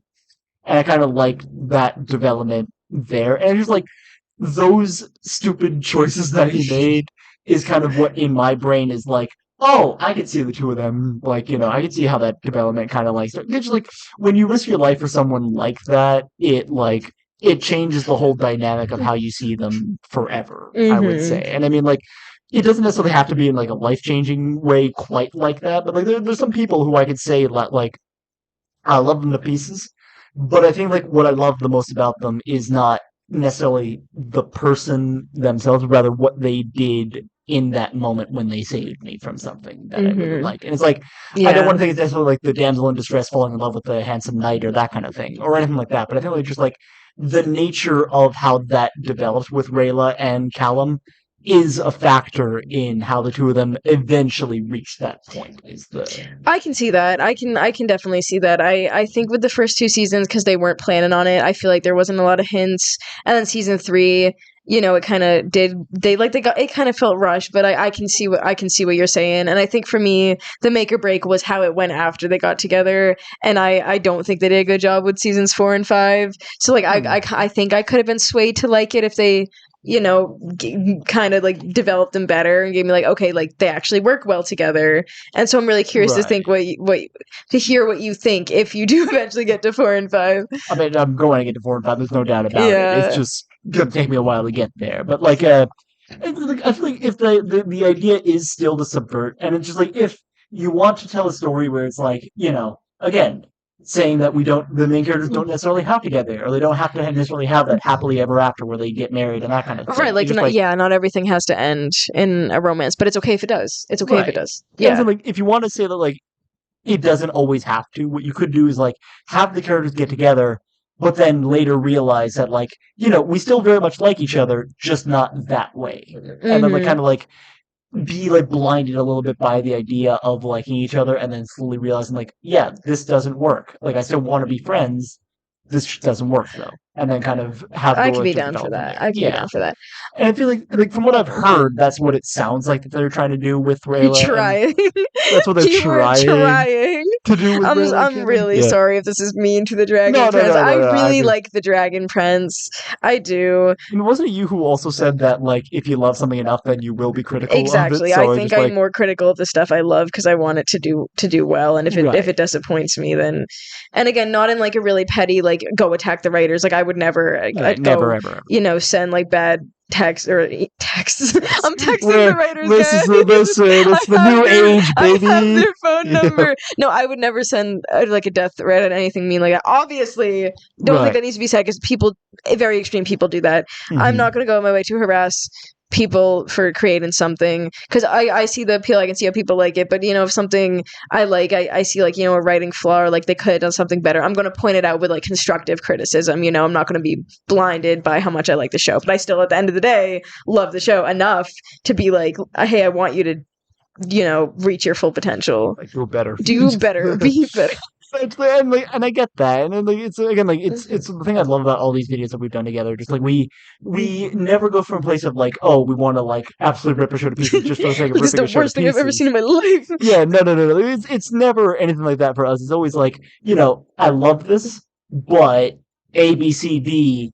Could you maybe like look more into right, this, we wouldn't be talking about it if we didn't like it or if we didn't come from a place of love, originally. Like, funny that this whole thing is about love at the end of the day. Yeah, no, that's wow, irony. It's just, I don't know. The love element is also just such a tricky thing with so many things. It's just like it. Like I look at it always through like how does it develop the character? Like what does I feel like I don't think like a relationship has to develop. It has to be included to develop characters. Mm-hmm. But I feel like the best development I've seen in characters is through relationships and kind of like their connections to other characters. Most of the time, like I guess not always in a romantic sense, but sometimes more so in like a found family sense, like we've seen like before. Like I have seen that be done well before, but I think most of the time it kind of eventually gets around to being a romantic one by the end of it. So because at this point it's just kind of like if there is a romantic element, then naturally we will get that development with them, which is my main stance with it, versus I'm just like I'm waiting for you to say your stance. I don't know where I'm waiting for you to say your stance with it, like just on what specifically? He was pointing at me, and I don't know what I'm supposed to say. I'll say like that's my stance. Your stance on what? On the romance in general in media. In my shows, it's just like my stance. This would be my ideal show, okay? Ideal show. Man, I was like, what do you want me to say? I'll also have you know, ladies and gents, I do this to all my friends all the time. And just like I like will have an idea and be like, you're on the same wavelength with me. All right, cool, go. Yeah, and like, yeah, go. And then oh my god, that's so funny. I wish we were filming that. I'm sorry, man. I wish we were filming it right now. Oh, this is recording? Yeah. Like the visual in which we start that. Okay, guys, this is my ideal show. Okay, this is what I want to write when I write TV shows. All right, guys. My ideal show is that season 1 we start off with it's a plot that has nothing to do with romance, and our main character is swept up into this plot, and then there's a side character that's also swept up into the plot, and maybe they don't like each other at first, maybe they do, but then by the first season, by the end, they get together romantically, and then the rest of the show we get to see them together fighting the battle together as a couple, and we get to see them do cute stuff and deal with the world together. That's what I would rate.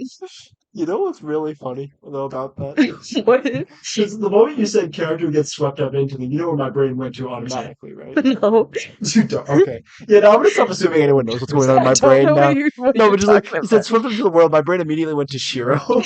Yes, Shiro. But then it was after that, then another character gets swept into the plot. I'm thinking Kuro. And then continue with that thought, and just have the two of them be in line. Shiro and Kuro. Yeah. I ship Shiro and Kuro. I ship them too. I ship them, but I guess it's a little weird since Shiro's like spoilers. He's like 90. I mean, I don't know where I want to go with the legality and how that works, because it's just like Anime. also, cause I mean, also just like with being in the other kid's body and all that kind of stuff. So I mean, Like, I how don't know consensual is that? exactly. I don't know. We don't promote non-consensual, Yeah, honestly, and we don't promote, like, I'm not even gonna say it yeah, 'cause it's no, really yeah, you see, this is exactly why I didn't want to bring up the thing with the Avatar, because Aang technically has all the other avatars still in him, so that's what makes it so awkward for me. And it's just like Aang should not be getting married. I'm sorry, no. no. Yeah, it was just like that's where my brain goes with that. You know? Man, is this episode now? I think we're being exposed. This is I what's think happening yeah. in this episode. No, but listen, I Yeah, love it though. Shiro X Koro, It's just like you're saying, black and white. no, like I like what you're saying before. You're just like like character gets swept in the world, Shiro. Yes, Other character gets swept in the world, Kuro, Kuro. to a degree. Two of them. Continue what you saying with that. It was like you said Do they like each other? Maybe. Like, do they hate each other? Maybe. They go Yeah. through the plot together, and then their romance is not the main focus, but then they realize that they like each other near the end, and then they get together, and then they conquer the plot together they conquer the world together as a couple for the rest of the show. Yeah, something just That gets to run for like 10 more seasons. just in my head, I kept hearing K. K, and they just every plot K if of it was resolution, if it had yeah. romances. Yes. Literally, I just kept seeing K in my head for that. I just thought that was so funny, but I mean, which that I fits my respect that, but formula yeah, to a degree. Obviously, there's yeah. no romance, no, but I mean, yes, that. yeah. And I'm trying to think of another thing that's like that, because again, there's not a lot of shows that the couple gets together before the show ends, like the Owl House, I guess, in some way. yeah. You know, We are gonna see all characters of it, like yeah. Luce and Amity, they're rivals at first. It's like a enemies to lovers kind of Yeah, story. which that I loved to see. Like, Yes. just that development was great. That is what I'm talking about. Yes, the Owl House is my ideal show. Honestly, I would put it up there also as one. Because like, I love the development of just like the two of them, with like how polar opposite they were. Like to the point that I would have seen, like I would have been satisfied also seeing Amity as like a perfect foil. Exactly. And like we could have had that be the entire thing through, and it would have been fine. But I like the fact that we eventually do get to see Amity like soften and have cracks in that armor Exactly. a little bit. That eventually leads into what it does. So that's great. Again, it's for me, like, just the idea is like that's a good way of doing it. The other way is just like however the characters do end up getting together, so long as it does feel natural to the story and that kind of thing, as long as it doesn't feel like you're just jamming it down our throats, that's fine. And then as long as the characters both get like a ton of development and they get something out of it. Get something out of it, and, like that they both stand on their own without like the romance is not like they are not the product of their romance. They are two products on their own that share that connection. I think that's a problem I guess I have with like Bumblebee, which again I ship them a lot. Yeah, I wanted them to get together since I started watching the show. They got me into the show, right. And I'm really glad that they got together, that Blake and Yang got together, but at what cost? You know, I feel like right now both of their characters are kind of just their relationship, and we don't really, at least right now in the story, they don't really have their own moments to shine. They're just kind of like attached at the hip side characters. Right. You know, that brings back, I think, to an issue I was going to say, I think maybe even at the beginning of this episode, I don't remember where I brought this up, but like the thing like, actually, no, that's what it was. The four main characters, what I was thinking about with that is that with Ruby, I liked in the first few volumes, really, you could make the argument that all four of the main girls, Ruby, Weiss, Blake, and Yang, were main characters. Yes. They all had their own. And it's like, I wish what they could have done was kind of what they do in Ninjago, where it's like each volume was they each get their own. Yeah. Yes, I completely agree with you. So that would have made it work so well, because like I understand like you have so many different like characters are so different from each other. I think like in volume 4 they did it best, where it's like you had 4 different characters who all had like such different paths that they were taking that you all had to condense into one volume. Which is the problem with having so many characters that are like your focus and your drive of the story. The problem is, like, I can see there are ways they could have done that. I think there are ways I wish they could have done that better that would have worked. Especially because, like, I love Blake's storyline. I think I've talked about Blake, like, how many times in every video that we've ever had that eventually talks about Ruby. Yes. I love Blake's whole storyline. I think that Yang and what she provides to that storyline. And like her own And stuff as well is great. I agree. I love Yang's storyline a lot, and I like how when they did fight Adam, their storylines came together in like a climax moment, Right. and it benefited both of their storylines, and it also benefited like their relationship with each other. I think that was done really well. I feel like since the Adam fight, they haven't gotten anything on their own. That storyline feels like it's been pretty much just dropped. Exactly, entirely, it's like it's done, and they're like, yeah. "What do we do now?"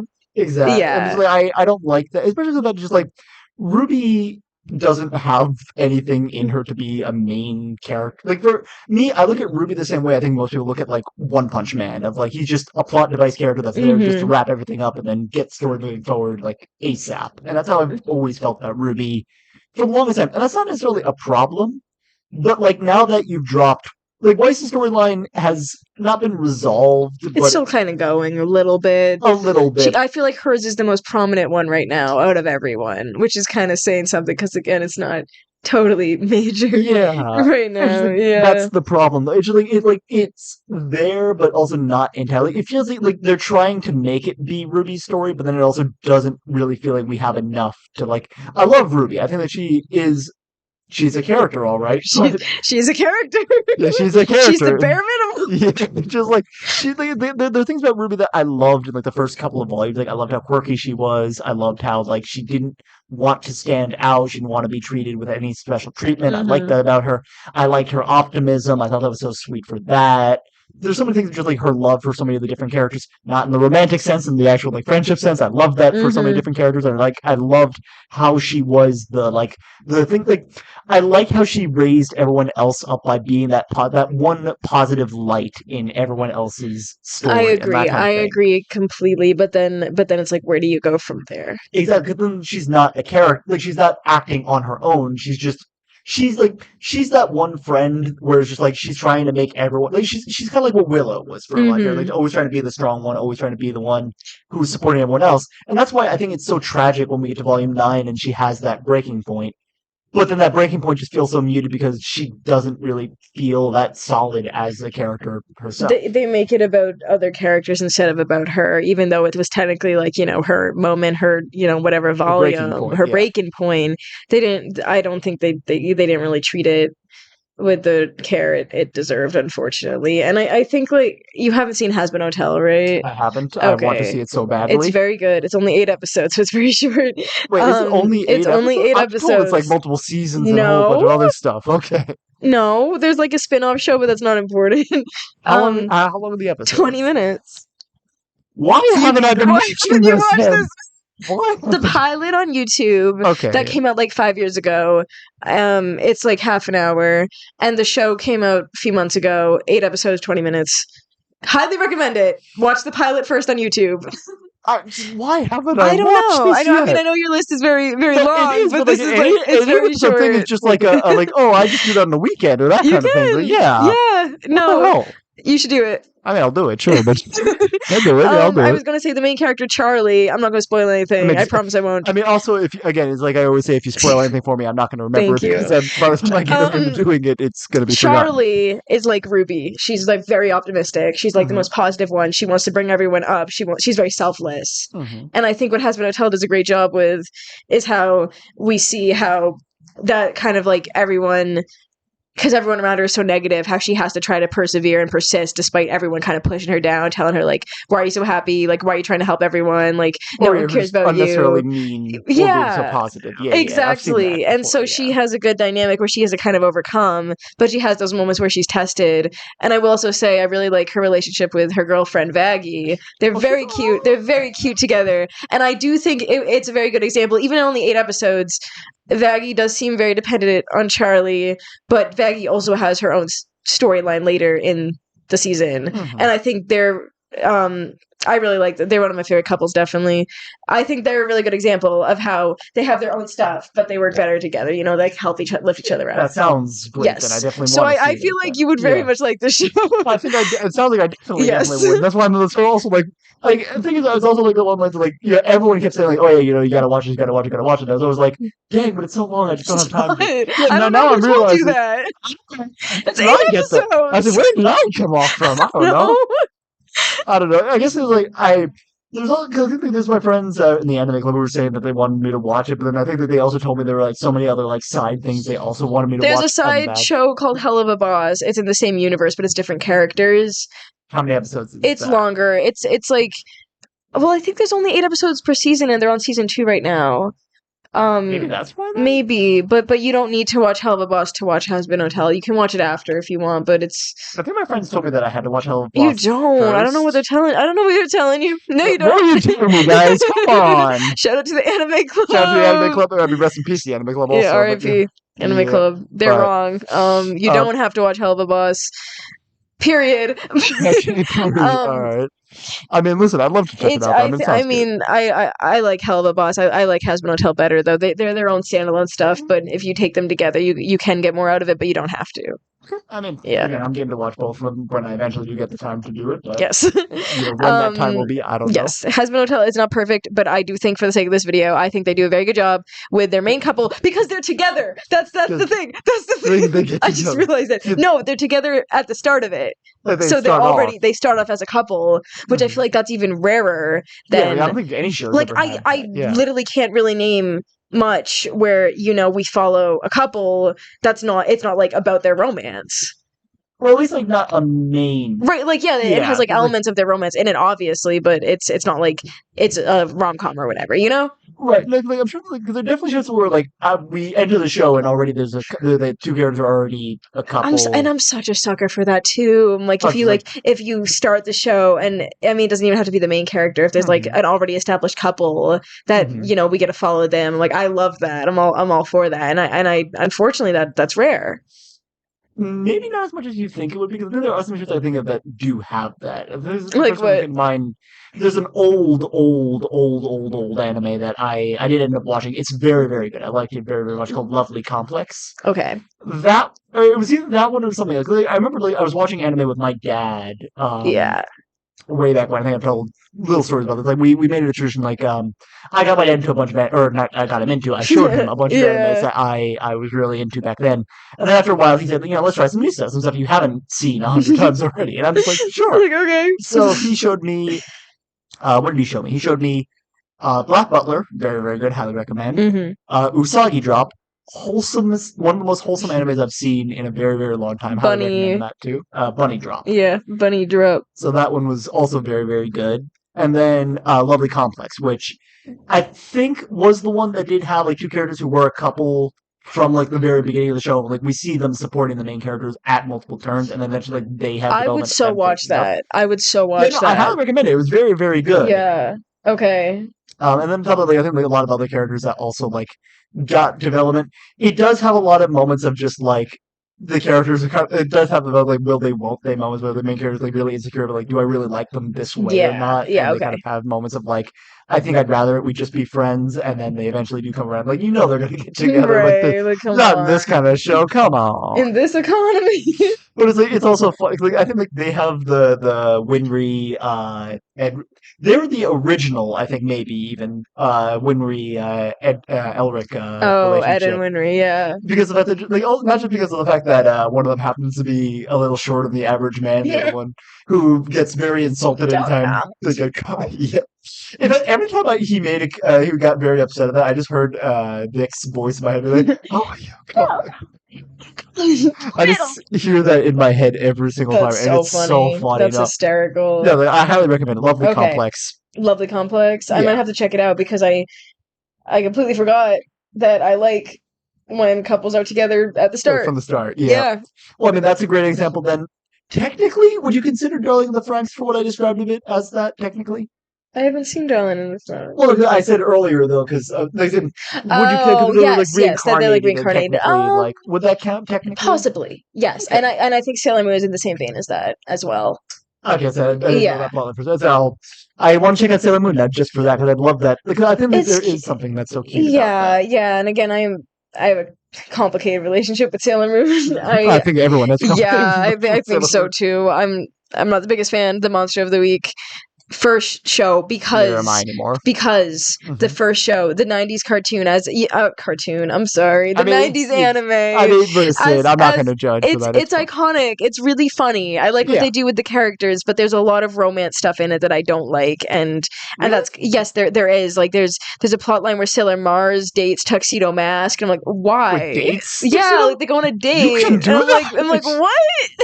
Because I have seen the first 5 episodes of Sailor Moon. Because I watched Sailor Moon in the anime club years back. Whenever we watched animes, it would be like the first 5 episodes of whatever. And usually, like I say, like the first 5 episodes are usually like the main things where you're learning about like the plot line and that kind of stuff for the show. And like I never got a sense of romance in the entirety. Like, I mean, like we got that, like what's her name? What was her name? Usagi? Was that actually Her name's Usagi. I mean, I was gonna say that, but after I said Usagi, I was like, wait, that doesn't sound right. No, her name is So, Usagi. Usagi, like her not liking the Tuxedo Mask's real identity, but then liking Tuxedo Mask when he shows up in the costume. It's like miraculous Ladybug. Yeah, it's really, I got that vibe, but like that felt more like a throwaway joke than it felt like an actual romantic element. Yeah, the problem with the 90s animes is like we talked about before off screen is that they went ahead of the manga, and so they just made a bunch of filler stuff, and a lot of the filler unfortunately was about like random romances and like. Was it really? Yeah, and and I'm not saying it's bad because again, like I love the aesthetic and it's a very influential anime, and I like a lot of what they do in the 90s Sailor Moon, but I think the manga is the best version of Sailor Moon because I like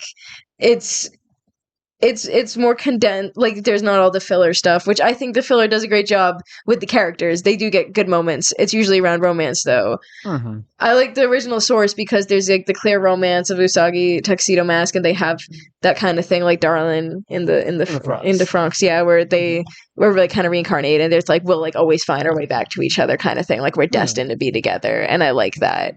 And then they get together, and then they're together throughout it, and we got to see them be together. Well, then now I definitely gotta check out. Because like I would definitely recommend the manga. I want to read the manga of Sailor Moon. The only reason why I've been against Sailor Moon is honestly just because we watched the original anime for it in the anime club, and the thing I didn't like about I didn't like it as it was, just because the Tuxedo Mask kept showing up to just save the day, and then plot happens, and then there's a meme where Tuxedo Mask doesn't do anything, and I'm like, he literally saves the day every time. Usagi doesn't do anything. Exactly. Like, what did we watch the same show? Honestly, that's the thing I did. Because I guess I see the argument of just like Tuxedo Mask just comes in, throws a rose, and then just dips after that. So I mean, like, I guess I can see that argument, but at the same time, it's like that one rose drop does like 10 times more than what Usagi actually does. Right, like she's like a damsel in distress in the 90s one. No, she is.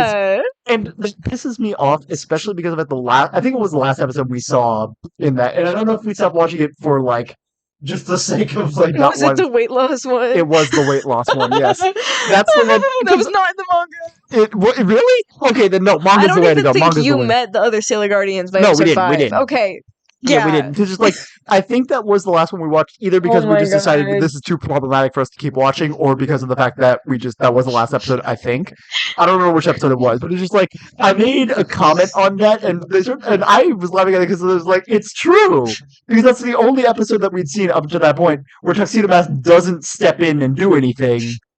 And Usagi just absolutely cleans up house. And it's just Usagi. After all those comments on her weight and that kind of stuff, it was just like, why this episode? Like, of all the episodes you could pop off, why this one, Queen? Yeah. Like good for you, but like at what cost? Exactly. It's just like they're making all those hurtful comments. Like it's almost proving a lot of them like she actually took them seriously, and I hate that. That's so funny. No, I mean that's not in the manga. Then 10 out of 10 of the manga. Oh, so it is not in the manga. You meet the second Sailor Guardian by like the second chapter in the manga.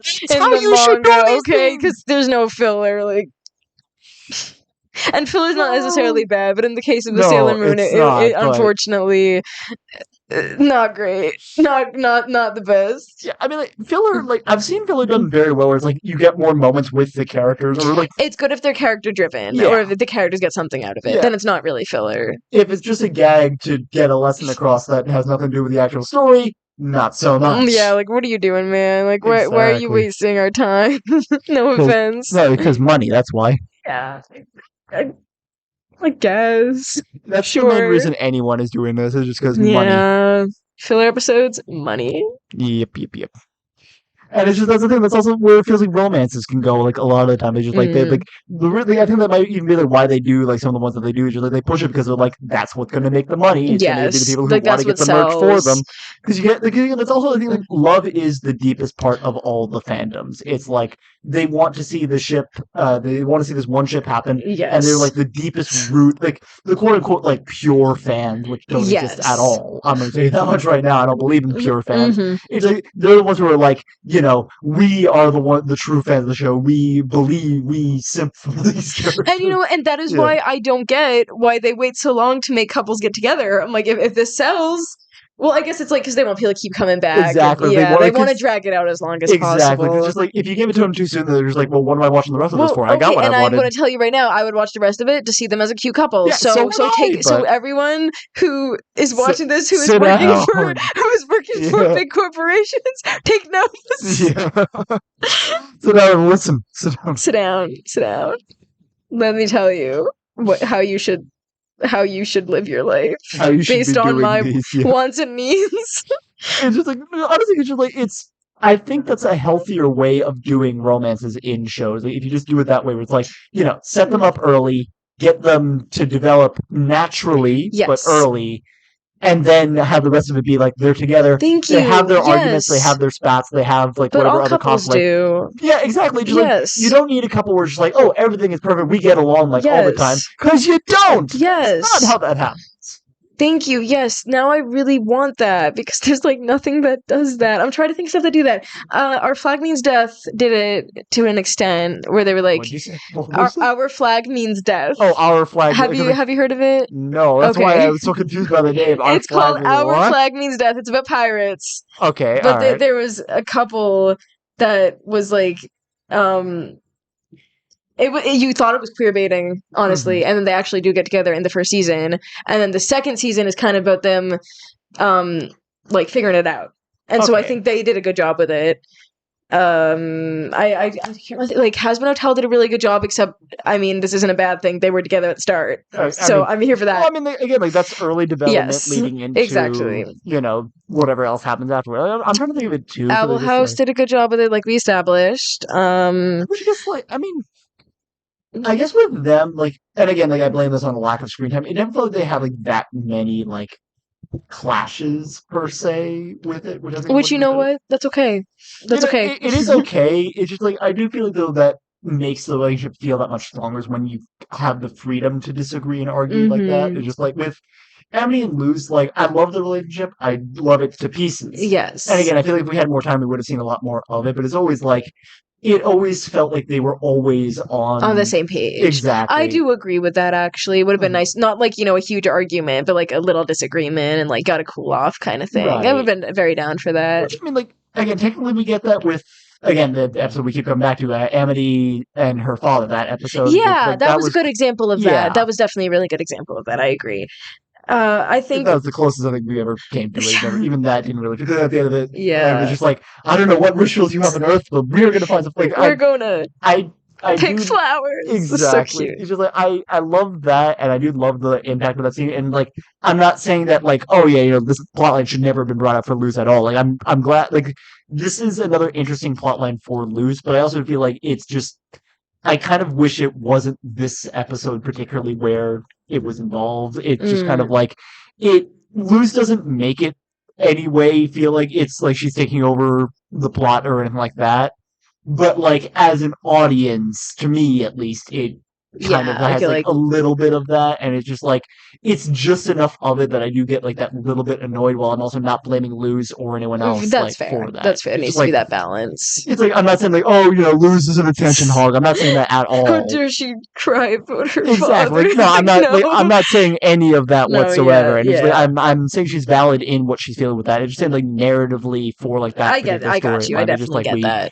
it feels like we just like this was not the episode to have. I definitely get that. This storyline happen, you know? Yeah. And Once Upon a Time, which I talked about at the beginning, Yep. which had my toxic OTP, they had a lot of character. Well, it was a story. It was like an ensemble cast. There was a lot of characters in it, but they had relationships like get together before the end of the show. And, the main couple, which was not my OTP.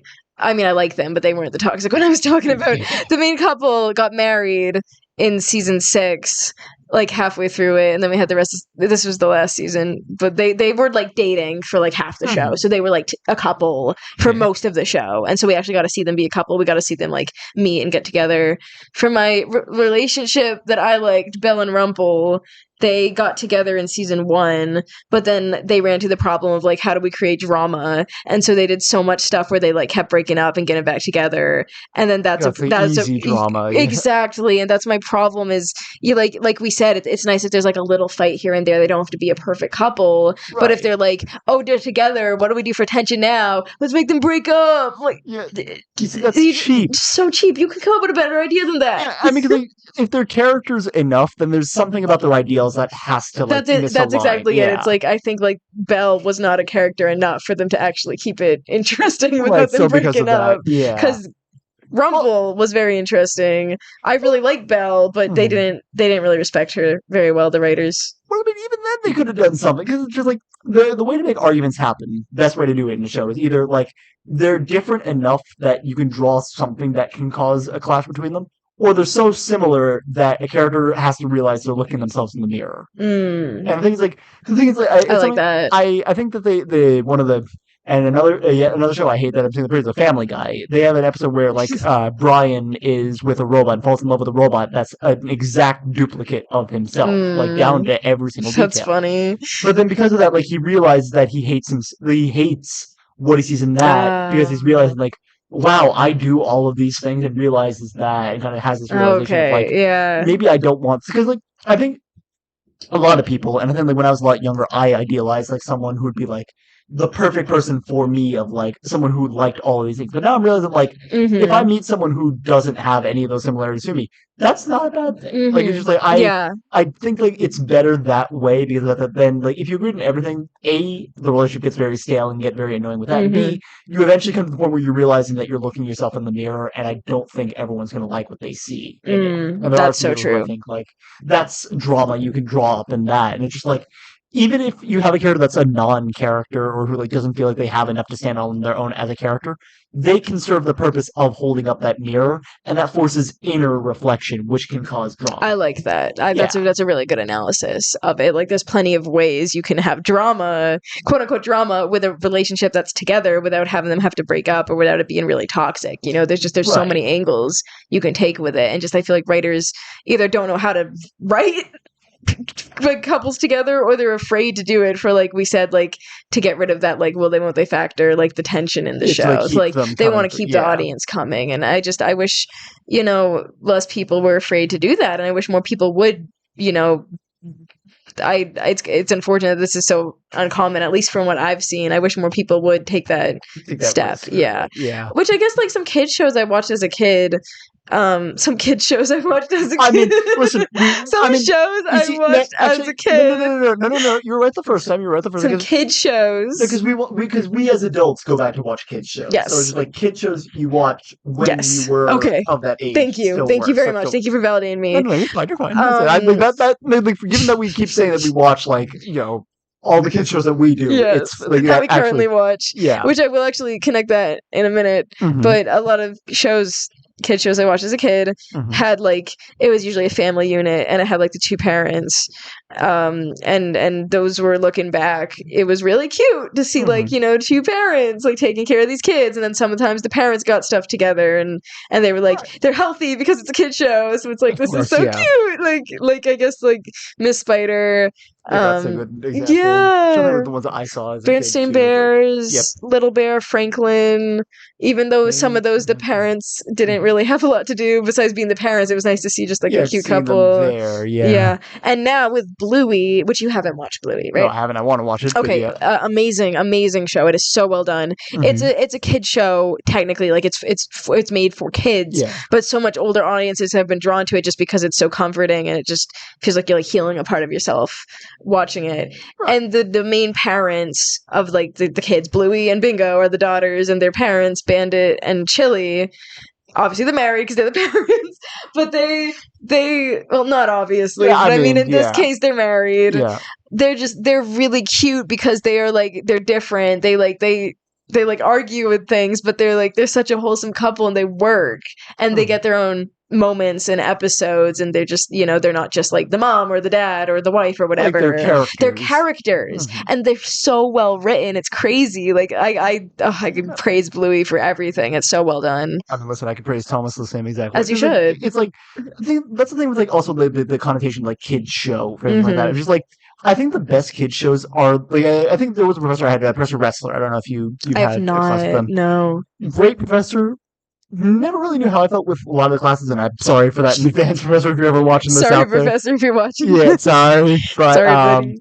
But just one of the greatest lessons I think he gave to us was that the best kids shows are the ones that also can connect to the parents. Yes. The thing is, like, you think that like a kid, if they love a show, they're going to make their parents watch the insert show over and over and over and over again. And so also parents are going to have to like watch it with them to make sure it's like, this is appropriate for my kid to watch. That, or they're going to have to buy them like the products or that kind of stuff as well. Or, like, will, be bugged to buy the products and that kind of thing. So it's like, the best kid shows are the ones where the adults can get along with it too. Yes. And kind of feel that connection. And I feel like Bluey does that from what I'm hearing. 100%. So I'm interested to check that out. And I feel like just I always felt that at least like in the golden age of Thomas, which is like the first 5 seasons of it, there was that sense of realism that did keep people coming back, and the stories that were interesting to tell and that told very real stories in a way that like didn't try to force feed it like it feels like the rest of the show did later on as a very like corporate feel to it. So like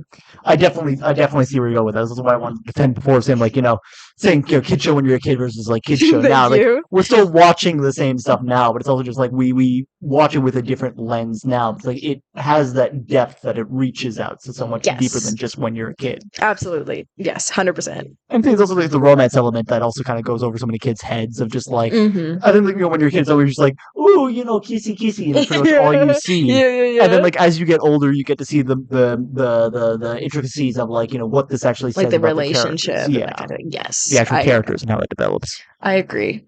Which I think is it's beautiful, like when you kind of like get to like when you do like love like shows and I feel like even like as an adult, I think there's some people who don't get that concept of it, but it's just kind of like for us, like when we analyze shows a lot, and I mean like again, like, I love being able to do that. I love being able to kind of go back into shows and be like, what was it about the show that I really like loved being able to see? Like what is it that like what is that spice? What is that magic that's making this work? And it's like most of the time it's just like it's how these characters develop their relationship with each other that I think is the strongest part it's the well-written characters, and I feel like even as a kid, even though we're like, well, when I was really younger, but when I was like 8 to like 12, when I watched when I still watched those shows, I feel like I was able to tell, not because I'm a genius, but I was able to tell when the writing was bad in a show. We're a genius, so I will say. Thank you so much. It was my screenwriting calling as a day. child. That was it. But it's better than mine. So. Thank you. But where was I going with this? We're saying that you recognize bad writing. Yes, a lot of the kid shows I watched had really good writing, and looking back now, I can even appreciate that even better. That I'm like, I feel like a lot of shows for adults should look to some of these kid shows on how to write characters. Like it's they're doing it. Why aren't you doing it?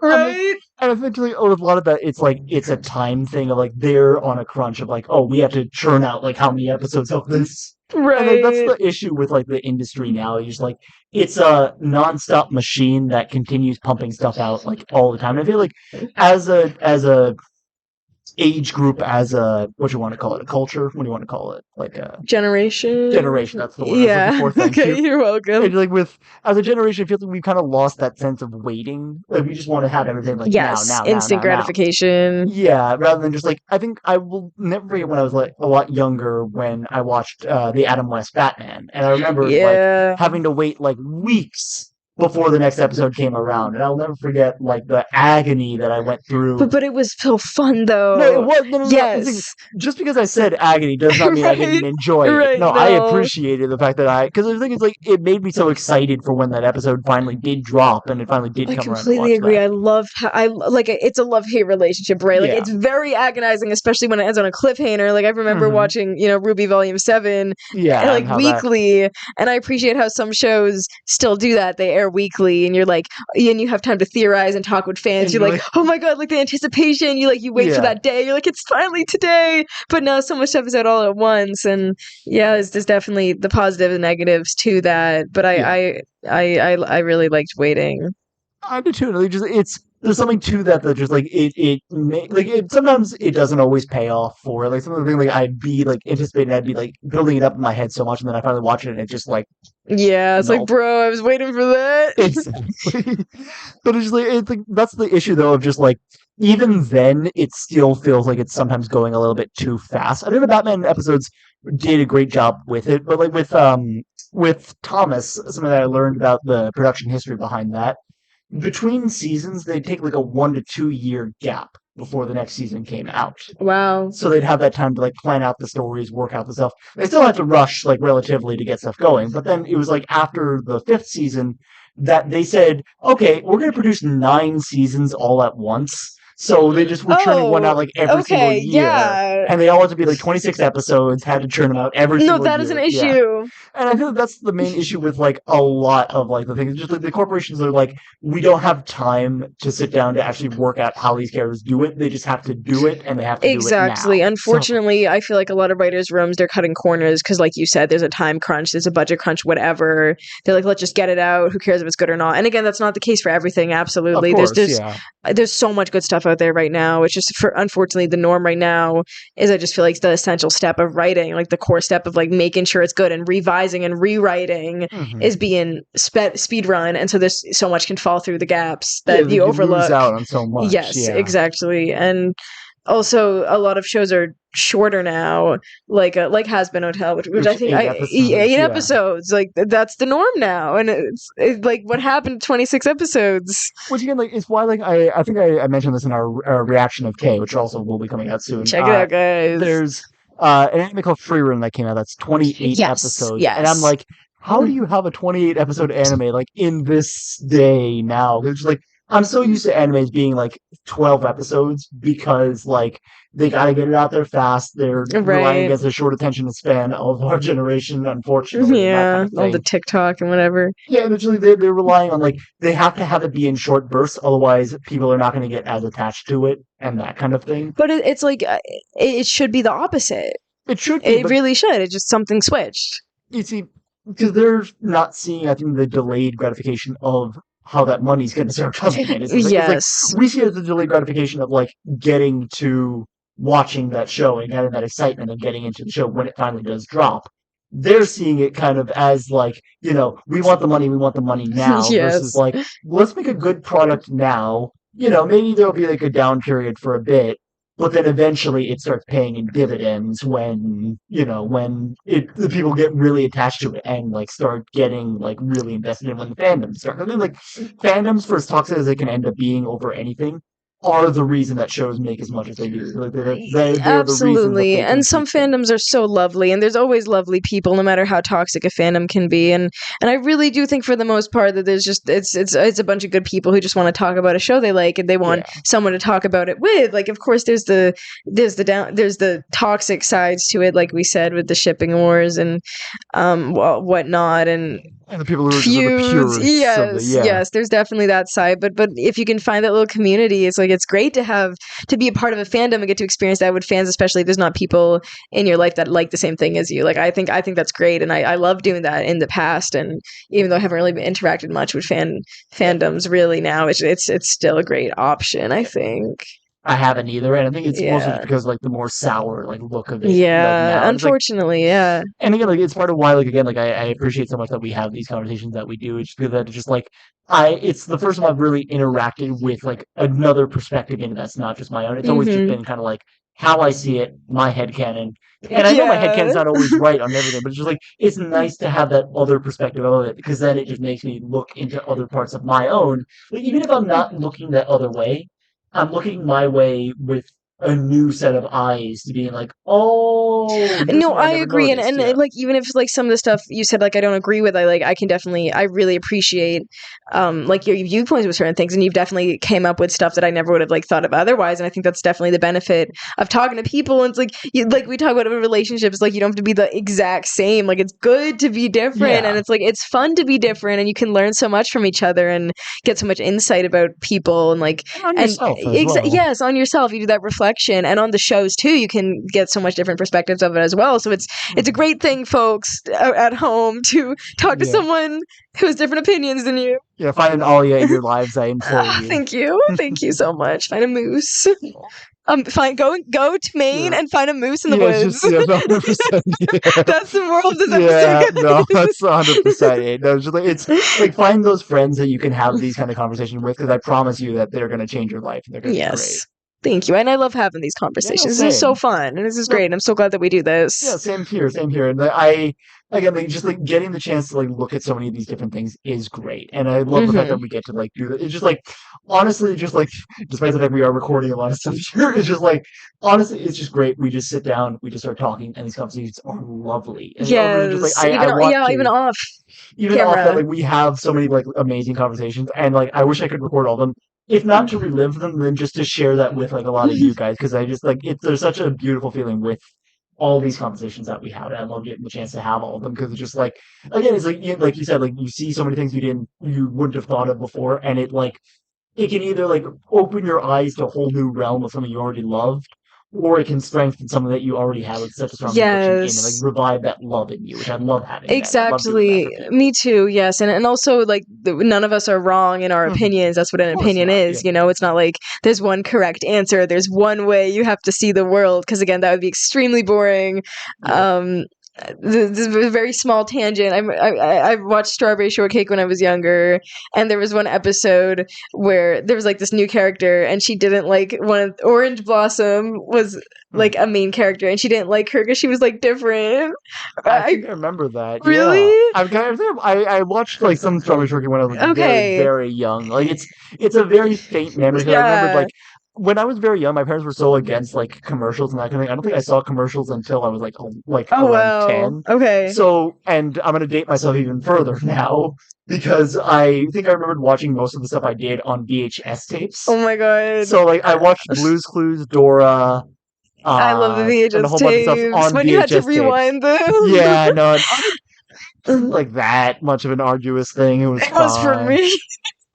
I mean, watched listen, the- at least we get to share Yes, in that, you know, at least exactly. we have that. I love VHS tapes and DVDs, and there was all the Yeah. commercials on the DVDs Yeah, and like no, like the coming soon to attractions, yeah. own on DVD and video. That was how I saw some like of the Disney things too. Fast Yeah. Play, like all that stuff. I love that. I love it. I love it so much. But anyway, this Strawberry Shortcake episode, the Peppermint Patty made fun of Orange Blossom because she was different. I forget what little thing was different about her. Something yeah. about her. She liked oranges. I don't know. And so then Strawberry Shortcake threw like a costume party, and she had all her friends like dressed the exact same. They wore masks, so you didn't know who was who. Okay. And then Peppermint Patty came to the party, and they were all the same. And so she was like, I think at first she was like, this is great. But then as she was in the party, she was like, I don't know who anyone is. Like, this is awful. Like, I regret Right. what I did. And it Well, was like that's- such a great, simple way to a lesson to show kids watching. Like, It's okay to be it's okay to be yeah. different, and it's better to be different, you know, Yeah. and not different as in you have nothing in common. I mean, that's totally fine too, but it's great to have stuff in common, but even then have differences within that. You know, there's just so many layers Right. to it,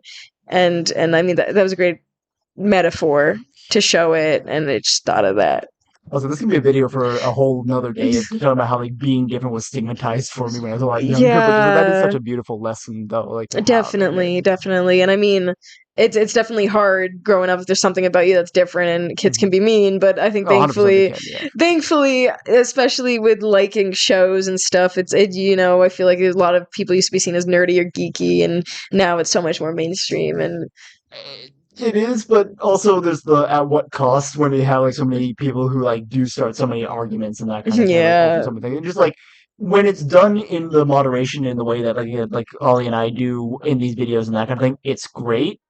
When I see it online and I see like nowadays it does warm me up a little bit when I looked at I don't know if you saw like the Ruby stuff that came out today. They came out with animatic for Volume 9.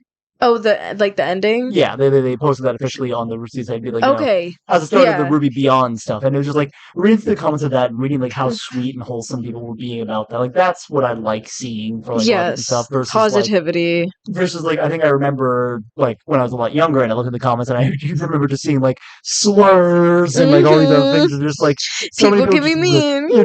People can be mean, and it's just like that's what drove me away from fandom. It's just like not necessarily don't be you can't be mean, like I won't allow this kind of slander or that kind of thing. But then I'm just giving into it myself. But it's just like I hate seeing shows like drive people apart that way. Like it's okay to have a difference of opinion, and like we have differences of opinion on a lot of different things, and that's completely fine. Like with Quintessential Quintuplets, there's nothing.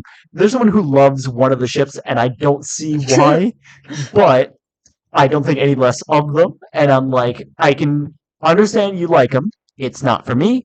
More power to you. Yes. And we have these discussions of just like, where it is we're coming from with our different perspectives with it. And like those are the kind of conversations I like versus like these more like you're a lesser person for thinking this way. Yes. Which it feels you're like wrong, some of them I'm got right. Yeah, which like on what grounds? Like exactly opinion.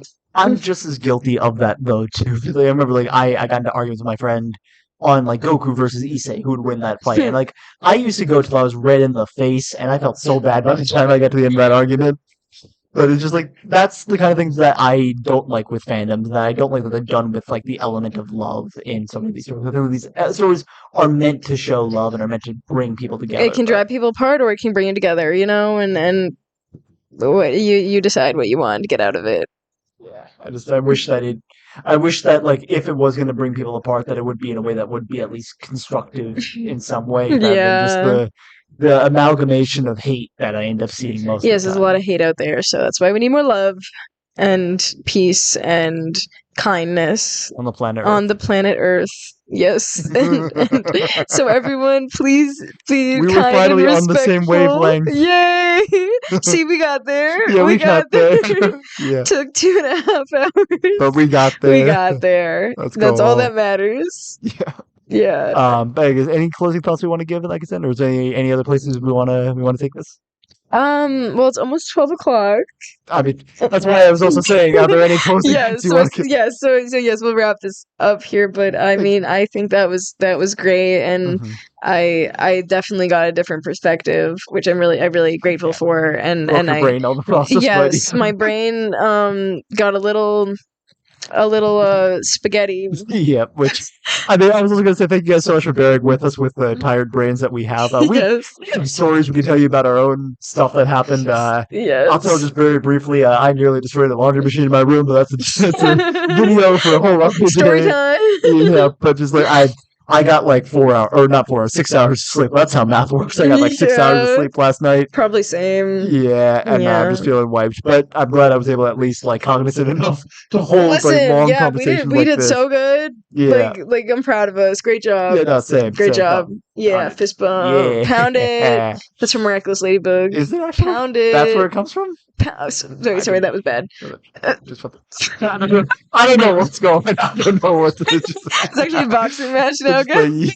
It's just the things you guys will never see, the stuff that happens behind the scenes. I don't think. I mean, I'm so used to so many different things. Either it's like pound it and then that's it, or pound it and then some of the other things that are like. I'm that awkward guy that will mess up doing the handshake every single time, and I own it. I own it now. That's great. I love that. But yeah, with that tangent aside, but yeah, it's just I'm so glad that we got to discuss this because this is a conversation that like because of the fact that I've wanted to talk about something kind of loosely connected to DxD, and this kind of did help me open up the gates to that, which I appreciate. Yeah, you should immensely definitely on do a that. video about it. It's gonna kill me to do it, but That's I eventually okay. wanna. I mean, that's not okay if Yeah. it kills you, but I I think it's worth it to try and not die. Yeah, it's just like it. I do love DxD so much, but it's like also just like it. There's so many things of just like what we were saying before about like how fandoms kind of perceive it. And, like there's a lot of Yes. people who like aren't in the DxD fandom, and I know what they think about DxD, and it's why I don't really want to talk about it. But it's like it was neat being able to talk about it here in probably the only aspect of it that I kind of really wanted to talk about, which is the love aspect. And I think like that's something in so many of the shows that I watch where it's just like it's that love relationship is what drives these, not drives the characters, like it drives the writers to write these characters better, which makes me love the characters. Which is how you should do it, yes. Yeah, yes. which is like it's unfortunate it has to be done through romance, but I am appreciative of that, and given that, just like yeah, and then, I mean, if you want to write romance, then write it well. Yeah.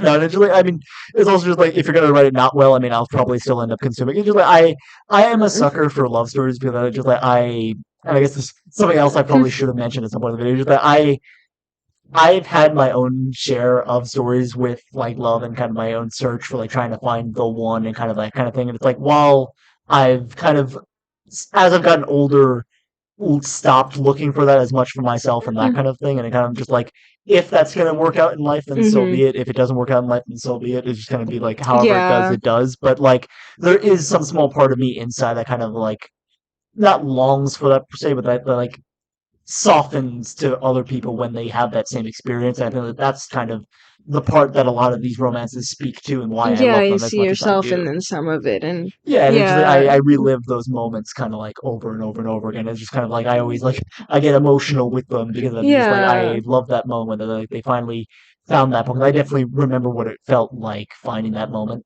Of course, it ended up being a complete lie. That's a whole story for another day. But yeah, no, but I definitely get that feeling, and that's very nice. And I mean, I'm not a romantic person in real life, really. Like, I mean, I'm such a sucker for a romance, but I'm not like really. I'm not looking for one right now. I mean, again, and in the same position. We're into seeing it or. Yeah, into various ways with that, but just we're not looking for it for ourselves. If it works out, exactly, yeah. Like I'm like I love a good romance if it's done well, but I'm like I don't know if I want that. Like I'm so happy for these fictional characters. Yeah. But like I don't know, not for me. Yeah, really, but we're happy vibing to our own beat. Exactly, yes. Period. Yes. Yep. And with that being said, I'm gonna wrap this up here. Because I'm tired. I think that we both are very much due for some sleep. But also because that's just like I don't want to drag anymore. This is a great video. I love drag it on like Miraculous Lady B. Guys, we're gonna make 5 more seasons of this. Stay tuned, guys. 5 more years. 5 more years. Yeah. Oh no, I'm not gonna do that to you guys. I'm not gonna do that to my lovely co-host. Thank you much.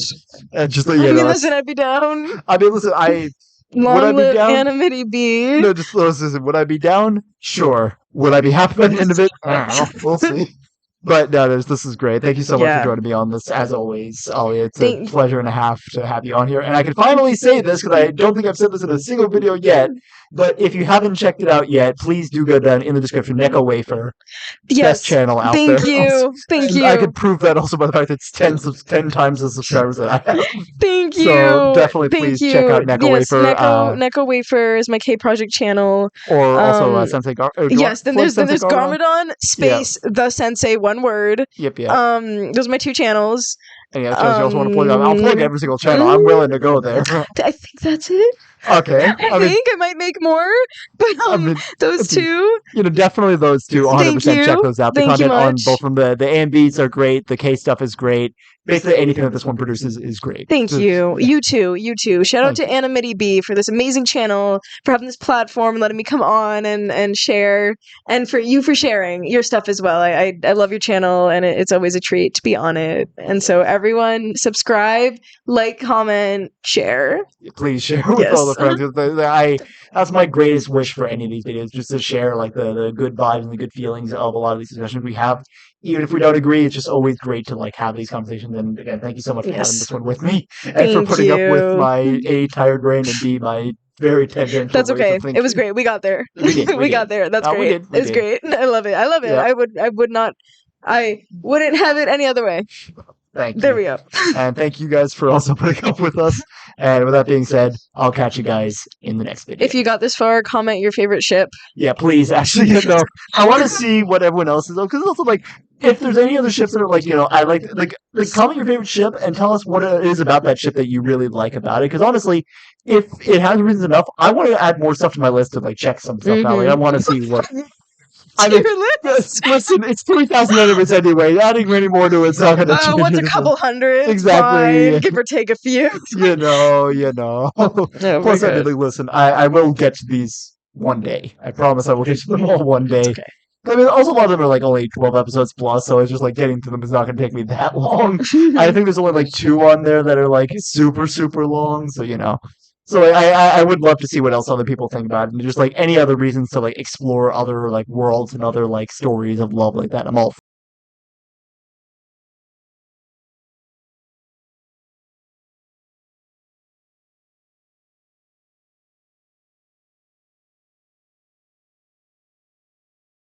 for it. So Me too. Yes, absolutely. yes, leave those down below. Hello, And world. with that, It's 12 a.m. we'll see you guys everybody. in the next Hi. one. Hi, people. I don't know why I wave every single time. Hi, I was thinking it's your video too. I was doing that in your video. I'm just like, yeah, I know. hello. Literally, it's like you can definitely see us, guys. No, 100%. Yep. So much. Yeah.